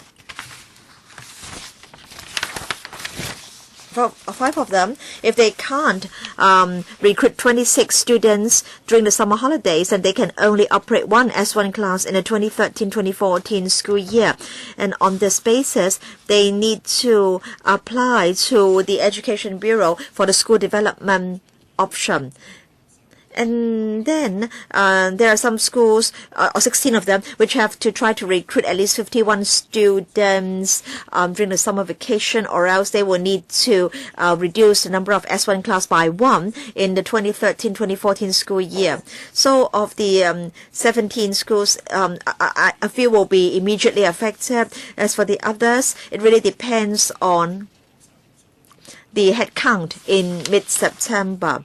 And then there will be a decision on how many classes need to be reduced. So it's difficult for us to really estimate the number of classes to be cut and the number of schools to be affected. So from now till the middle of September, we will try to stabilize the situation in different schools. We need to preserve schools, preserve teaching places. This is because this is only a temporary drop in the school population. All right, thank you very much. Before members ask questions, I want to clarify one point with the Undersecretary. Now, this is an open meeting, and many students will be affected. But then the paper you've just provided to us is a restricted paper. What do you mean? Is it that you've applied the wrong chop to the paper? Because once this paper has been tabled, and this is an open paper, and all 7 million people in Hong Kong can read it. Now, Chairman, in fact, with the consent of the Chairman, this paper can be declassified. All right, from now onwards, this is an open document, not a restricted document. All right, Wong Yuk Man, Chung Shu Kan, Ip Kin Yun, Helena Wong, Abraham Shek, because we may not have time for a second round, so please try to sign up for the first round. Sit Ho, who else? 4 minutes for each member, including replies. Mr. Wong Yuk Man. Now, thanks to Mr. Ip Kin Yu, the Deputy Chairman, this is not the first time we are discussing this item. All right. If you have fewer classes at P1, then it's just natural that there will be fewer classes at S1, because in the next few years there will be a decline in the student population. But then that would mean that we can, it's a good opportunity for implementing small class teaching. The quality of teaching can be enhanced. So please don't say that but then the student population will go up again, and so we can't implement small class teaching. So please do not regard education as a business. Now your boss, Eddie looks at resources, but then I want to say that education is not a business. I think when you look at education, the investment return is infinite. But of course, Mr. Ip comes from a union. He's concerned about the so-called rice bowls of the teachers, and parents are of course concerned about their choices. They hope that their children can go to schools that they like. And I think what is important is that the Education Bureau shouldn't just look at how to make use of resources in a most effective manner. Now, Mr. Ip is concerned about the loss of teaching places because of the reduction in the number of classes. Parents are concerned about whether their children can go to the secondary schools that they like. Do you know that, in fact, there are, for Sha Tin and Kwai Ching, these are the so-called disastrous areas, because many students or many students are going to these districts to grab places in English, in schools where English is the teaching medium. Now, Mr. Ip has proposed this 3-2-1 proposal. And we're worried that some schools may have to close down because of the inability to enroll enough students. And some students, or rather some schools may not need to be closed down, but then there may be the problem of surplus teachers, and that's the main worry of Mr. Ip Kin Yun. Now, I know that this dispute between the Education Bureau and the teachers can go on forever, but perhaps the Education Bureau can tell us the following. I think I and other members would like to know the following. How many schools and how many teachers will be displaced? Under Secretary. Yes, Chairman. Now, we've provided some preliminary figures in this paper that has just been tabled, but of course there will be changes during the summer holidays. Our preliminary estimate is that 27 schools will be affected, but it is not true to say that they need to be closed down. It's just that maybe they initially want to operate 4 classes, but they can only end up having 3. But we believe that only the number of classes, S1 classes, will only be reduced by about 30 in total. So we may be talking about 40 to 50 teachers who will be affected. But then we do have the policy to try to preserve teaching places. And so these teachers should not be losing their jobs in the coming few years. Now, I think you can't just give vague replies. This is a very important issue, so we want you to be extremely clear and precise. Yes, perhaps my colleague can supplement here. Chairman. Now, the calculations are based on the SSPA results, and there should be a reduction of 30 classes. But then at the same time, we do have measures to preserve teaching places, so there shouldn't be surplus or redundant teachers. But I want to say that these calculations are based on the results published today. During the summer holidays, there will still be changes. So every year in mid-September, we do a head count, and then we will know very clearly how many classes have been lost, so to speak, because of a reduction in the student population. So it seems that you are not human beings, you are all just machines. Mr. Chung Shikan, I want to ask a question about Annex 1, the projections up to 2027-28. Have you taken into account mainland children born in Hong Kong who will come back to Hong Kong to study? And then you mentioned a surplus of 6% concerning school places, but maybe next year there may be a shortfall or shortage of 7 to 8%.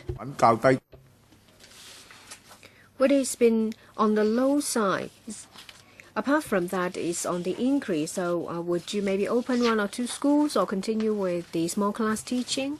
There are more and more DSS schools. As soon as a school becomes famous, they will change to DSS, which is out of reach for just normal families. So does it have an impact on a school place allocation, on families in general? DSS schools will take in rich students, but rich students are not necessarily bright.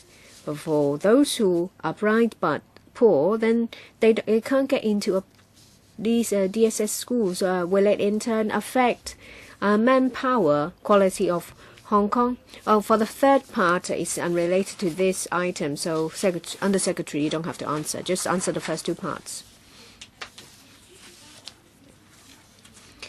Annex 1 is the statistics given to us by the Census and Statistics Department for projected school-age population aged 12 residing in Hong Kong, including Type 1 and Type 2 babies who are going to reside in Hong Kong. What is excluded are cross-boundary students, because they are not population. They are not accounted as population in Hong Kong. Yes, the number it drops for a number of years and then it will bounce back. At the end of last year, we announced the relief measures to stabilize the education sector, to preserve schools and the teaching force. Unlike primary schools, if they pick up, the number will not be much difference from 2012-13, so it won't be like primary schools where there is not enough classes. Altogether, 22,000 people. There are 22,000 people less compared to 2008 and 9. Well, the third part is related, but here we talk about a different issue.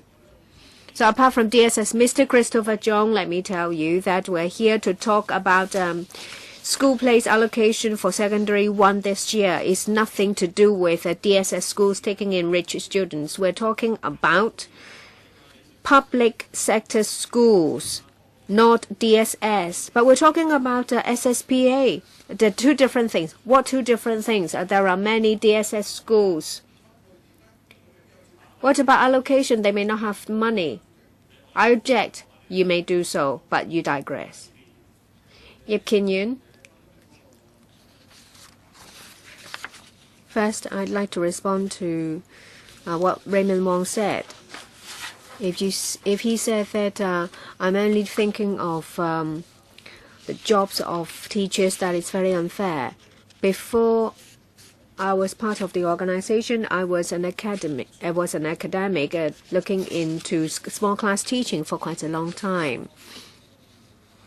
And of course, I will keep in mind the situation of the sector, and I also keep in mind the long-term benefit of the education sector. The problem today is serious. The figure supplied by the Education Bureau is that there will be a reduction of 30 classes, which is quite substantial. We have to look at the distribution of the 30 classes. How many of them are a result of a reduction from 4 classes to 3 and 3 to 2? There are 27 schools, so there will be and quite a number of schools with 3 classes reduced to 2. So are there any schools that have their classes reduced from 3 to 2, 2 to 1, and then 1 to 0? Under Secretary, there are 2 separate figures. 27 schools will be affected. We're talking about a comparison with classes open. Say, for example, we thought that there will be 4, and in the end there are 3. For some schools, we thought there will be 3 classes, and then they will have to take in over 50 people before they can have 3 classes. And for 30 classes, it's a comparison from last September. I don't know if members understand my explanation. Say it again then, because we don't really understand. For 30 class, it's a 2012 to 13.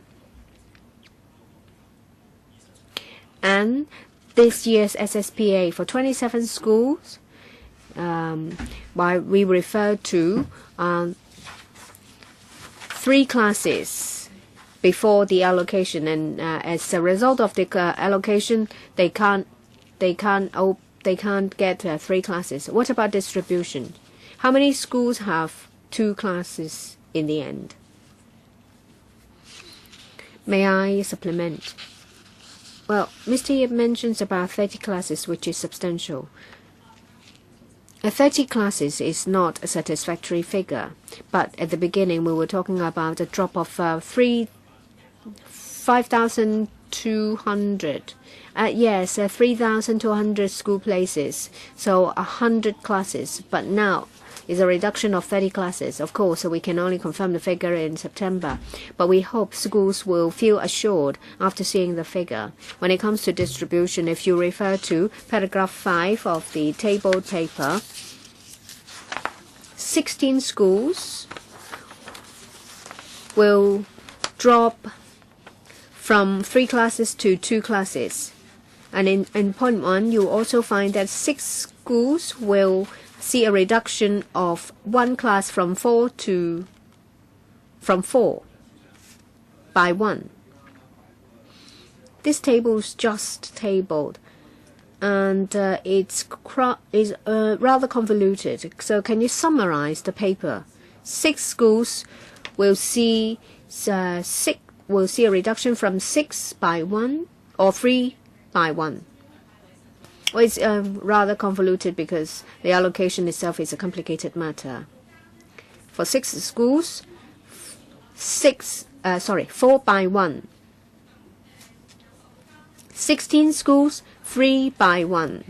But that's not an actual reduction, because in this round they don't have sufficient intake for 3 classes. But in September, if they have sufficient intake, they can open 3 classes. Do you understand, Deputy Chair? But the figure is wrong. So 6 and then 16. You see in point number 2, 16 classes, so 27 classes. Think about it yourself. Next, Ms. Helena Wong.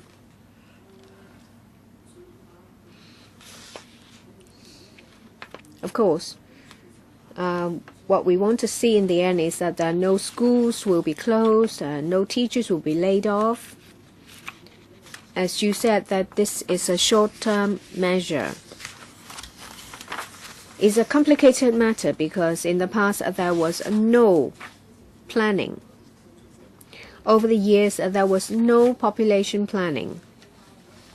And now we see an aging population, low birth rate, and then all of a sudden we have mainland babies with no Hong Kong ties. And as a result, you see there is a drop of primary cohort, and you wanted to close some schools, and then later there is an increase of a school of co-op population, and you want to open more schools. We support small class teaching. You now tell us that no schools will be closed and no teachers will be fired. So you just think that in these few years it's a honeymoon period for secondary schools. We're talking about class-teacher ratio. Just keep the teacher population, and then you can deploy some teachers for integrated education, liberal studies, English teaching, to take care of students with the difference in the learning abilities. Just keep the class-teacher ratio. Keep the classes small. We will support you. We just hope that it will continue. And when once a student population increase, you will allocate more resources to keep everything the same. I'm the Secretary.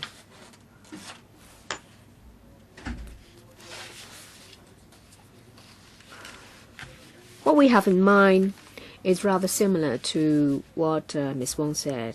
Where there is a drop in student population, we have to preserve schools and the teaching force. We do not ask the schools to close.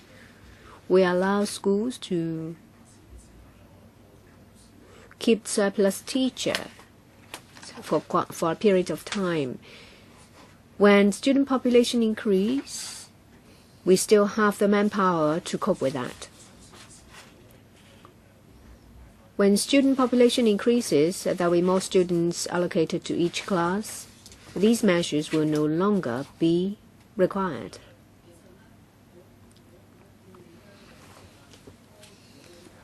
You talk about surplus teachers.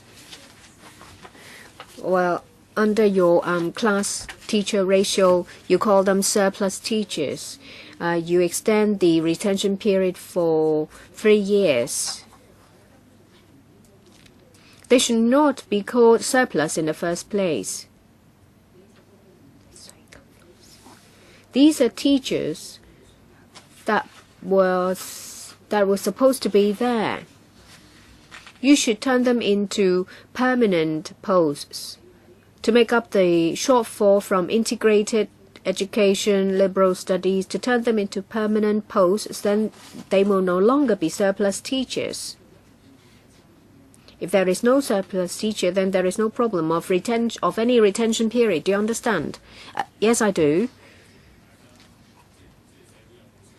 If there is consensus in society that there needs to be changes and support should be strengthened, more resources should be allocated.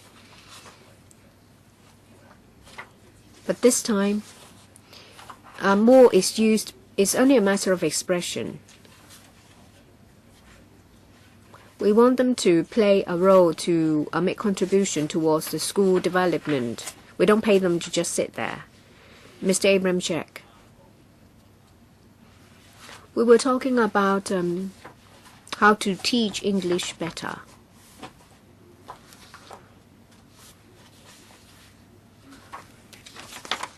The paper table is in Chinese. We always have both English and Chinese. How come this paper is in Chinese only? There should be an English version. It will be given to you after the meeting. Only when I ask. At least we should be given Chinese and English version at the same time.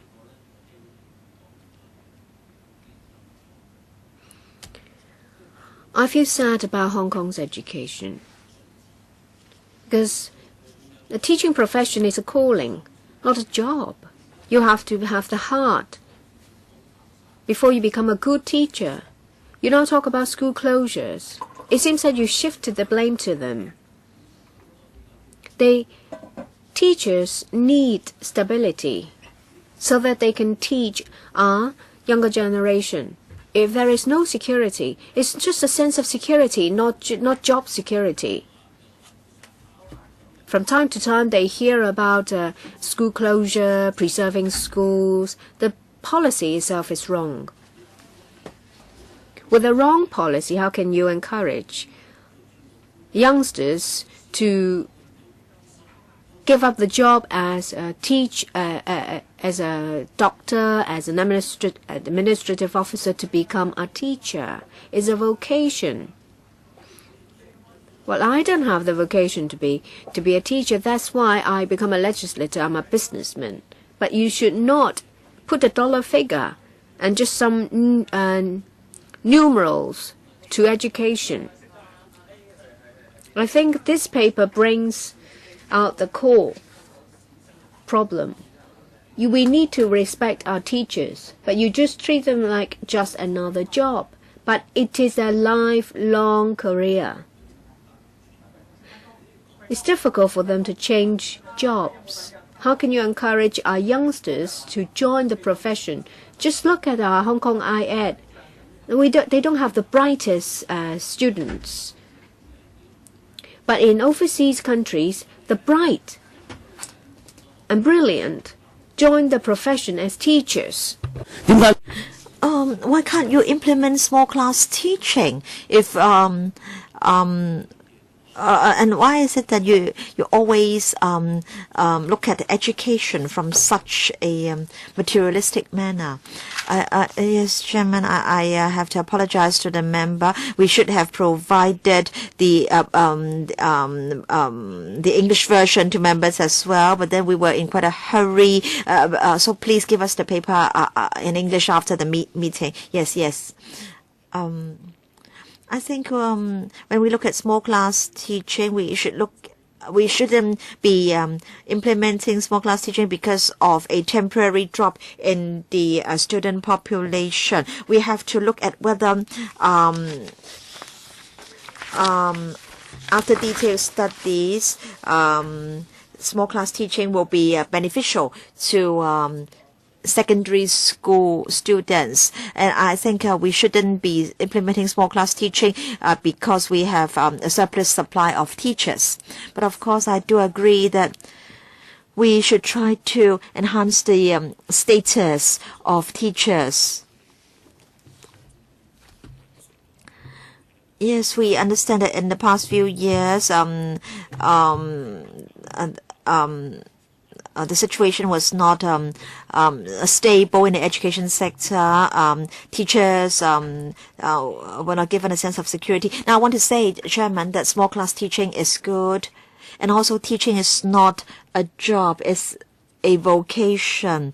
And I hope that the government's policy can reflect this fact. Now, in Hong Kong, we don't have we don't have natural resources. Our greatest asset is our human resources, our people. And so we need to have quality education to resolve the problem of intergenerational poverty. And if we are to provide quality education service, we must have good teachers. Mr. Ho. Chairman, I think it's because of problems of our population policy that we've got problems in different policy areas. There will be a reduction in the reduction in the student population by about 20,000, and so we have 57,800. But then the number of type 1, type 2 babies will peak in 2025. 3. And so the figures fluctuate from 57,000 to 75,000, 76,000, and then back to 60,000. And so you really have to be prepared for the roller coastering of the student population. Yes, you need to protect the teachers, you need to protect the schools, but I don't think we are really talking about preserving jobs for teachers, because there's in Finland, students are taken care of by the same teacher from primary school till they leave school, and so we're talking about continuity. We're not just talking about preserving rice bowls. And then you imagine how the students feel if the number of classes in the school is being reduced, and then in the final year there are only 2 grades remaining in the school. So the school will be like a haunted house. Chairman, please be patient. I want to say that DSS, in fact, is a related issue. Now, because DSS schools accept the students in January, and as a result, public sector schools will have difficulties recruiting the students, and as a result, they may have to be closed down. Now, many parents prefer DSS schools because DSS schools can have more flexibility in deciding on the medium of instruction. But then for public sector schools, they are subject to the government's policy, and if they can't meet certain criteria, they will need to switch to Chinese as the medium of instruction. So can you allow public sector schools a few years to try to bring the English standard of students up to the necessary standard? Now, I understand that in some districts, the secondary school heads have come to an agreement. They will not accept students who have been allocated places under the SSPA already in schools in the same district. But then I want to say that if the DSS schools have in fact, or will in fact absorb a lot of the students, so can you give the same flexibility in terms of media of instruction to public sector schools? No. Now, parents and school and students choose DSS schools or public sector schools for various reasons, and of course, the medium of instruction is one of the factors. There was a review in 2009, and then it was decided there would be certain adjustments, and in fact, papers were given to LegCo and to the education panel, and the factors include the ability of the teachers, ability of the students, and also support measures. So the 6-year cycle or the 6-year period will end in 2 years' time, and so we can have a review, and they may need to be certain adjustments. And I think what is important is that there can be school-based decisions. And I would also like to ask a question. For the second round, we only have Mr. Ip Kin Yoon, and first round only Albert Ho. I want to say that I agree with many colleagues. We haven't done proper population planning. We don't know how many type 1, type 2 babies will be coming to study. And also, there are many factors affecting our planning. And teachers and schools are affected. First of all, security of tenure of teachers, and also schools also feel very insecure. They don't know whether they can go on operating. So if we can't have stability in the education sector, if students are to study in a school which may be closed down in 2 years' time, that's very sad. Why is it that we've experienced so many ups and downs in our education sector in recent years? And of course, I understand that we shouldn't be implementing small class teaching because there is a surplus supply of teachers. Now, I think as you've already decided to practice small class teaching in primary schools, there's no reason why you should stop this mode of teaching when in secondary schools. Continuity is very important. I understand that today this item is not about broad policies. We are in fact looking at micro issues like the supply of places and so on and so forth. But you have to first of all sort out the major policies first.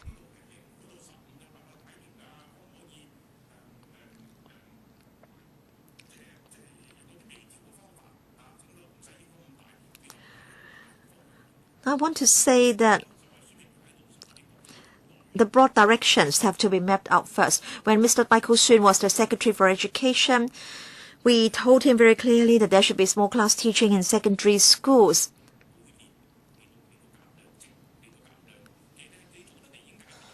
And we said that there would be a reduction of 2 places every year.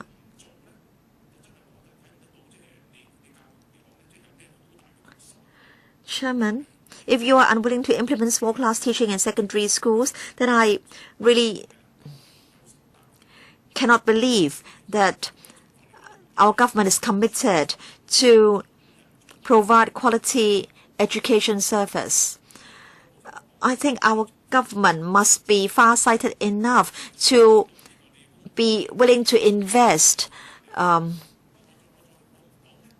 generously in education. I understand that you will repeat the same official lines, but as a LegCo member, I think I have a duty to tell you this very clearly. We don't want to see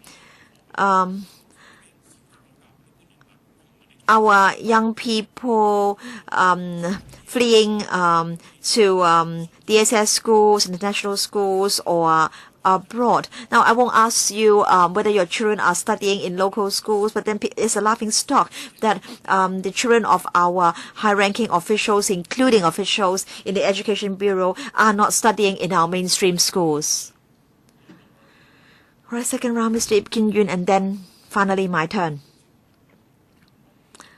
Mr. Albert Ho asked me whether I would move a motion, and my answer is no. In fact, on the 22nd of May, we passed a motion in the Council urging the government to implement small class teaching in secondary schools. I moved an amendment, and the amended motion was supported by an overwhelming majority in the Council. I think there is strong consensus in society for small class teaching. This is not just to preserve jobs for teachers.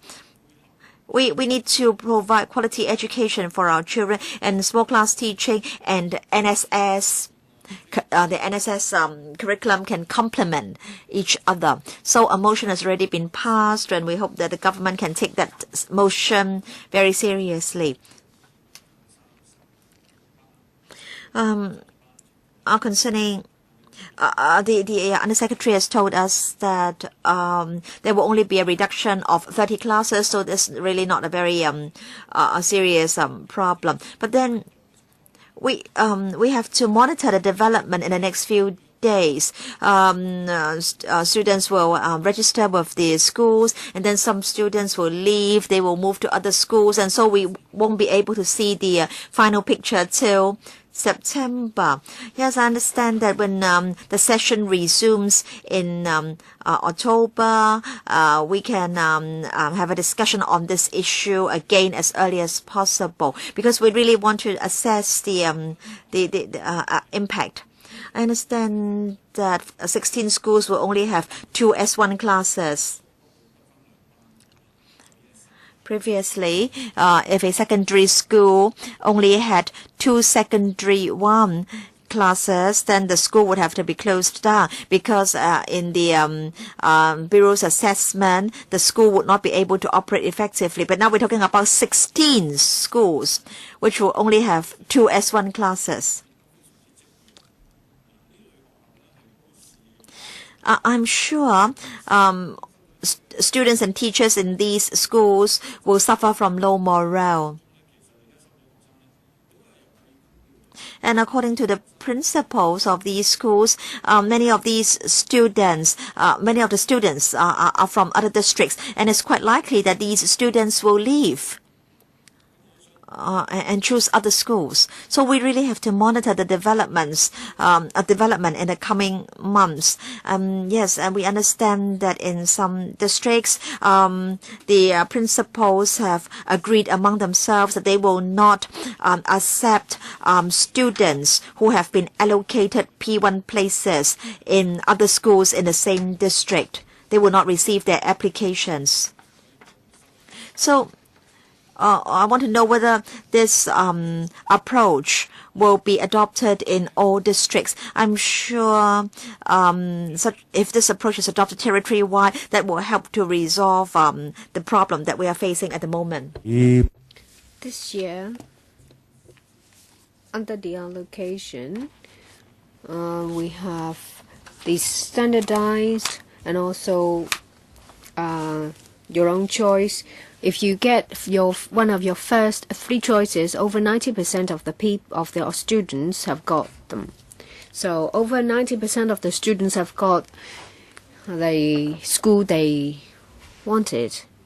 So the chance of students having to look for a school is lower. I mean, when it comes to the number of students who need to do that. So we should not stipulate as to how many students that they need to take. Finally, my turn.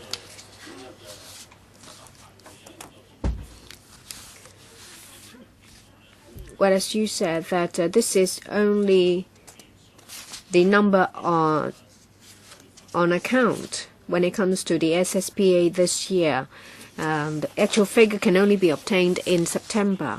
I understand that, and there are a lot of variants. So you roll out the basket of measures. I'm a stakeholder in the education sector. Of course, we would like your measures to be effective. If they turn out to be ineffective, then the consequence can be quite dire. The variance may cause disasters in certain districts. Say, for example, 8 schools in Tuen Mun, and some students will have to travel to a different district to go to school. And of course, the Education Bureau don't want to see schools in the same district fighting for students. But you have to closely monitor the situation every day, not every week, and make adjustments to your measure so that students will not be affected. You've always emphasized on preserving schools and the teaching force. And you also talk about preserving the strength. What do you mean by preserving the strength? What measures do you have to preserve strength? Because you preserve 3 things: schools, teaching force, and strength. And this is the last meeting of the education panel in this legislative year. A number of members have spoken. Well, it seems to me that there are some misunderstanding and hostility towards DSS. The Education Bureau has the responsibility to ensure that every student will receive quality education. There are different choices in a spectrum from public schools, DSS, and international schools. There are different choices for students. Because of the decline in student population in S1, for certain reasons, DSS have drained students, poached students from public and subsidized schools. If DSS is put on the opposing side of public schools or subsidized schools, then it's a crisis. We all work together to provide quality education to students. Yeah, from my perspective, there is a drop of student population in the public sector, not because the students are poached from the DSS, but you need to clarify to the public that DSS is only one more choice.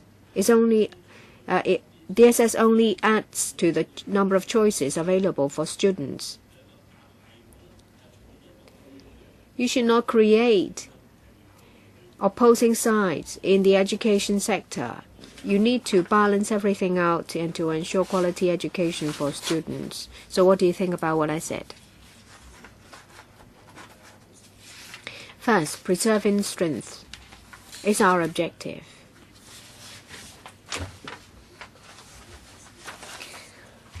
We're not doing all these because we want to preserve the jobs of teachers. DSS, we fully agree with what the chairman said. Whether it's a DSS or subsidized schools, they are not mutually exclusive. They each play their respective roles. And as to whether something has gone wrong, whether it's a competition, there are misunderstandings. Well, I don't really agree with you. It's not competition. It's a matter of choice. It's not competition among schools. It's to provide. They are all there to provide quality education to students, to give students more choices. If there is competition, then people will think that there is competition between subsidized schools and DSS. It depends where you come from. Where there are choices, there is competition. Ms. Ho. Well, the fewer people there is, the easier to get a consensus. There is a lot of room for improvement. This is the last meeting of the education panel, but it doesn't stop you from convening another meeting. After the last council meeting, then we have no pressure. Perhaps in relation to the need for improvement in public schools and DSS, so we can have a special meeting. Say, for example, for DSS, how can we supervise them so that they will not randomly increase as schools? What about subsidized schools? 44,000 a year. What about school-based management? There is insufficient resources. Do we need to increase resources to subsidized schools? We can have another meeting, a special meeting before the end of July to compare the two systems and to find ways to improve the two systems to give the best choices for students. Thank you. Meeting adjourned. Thank you, members, for staying till the end.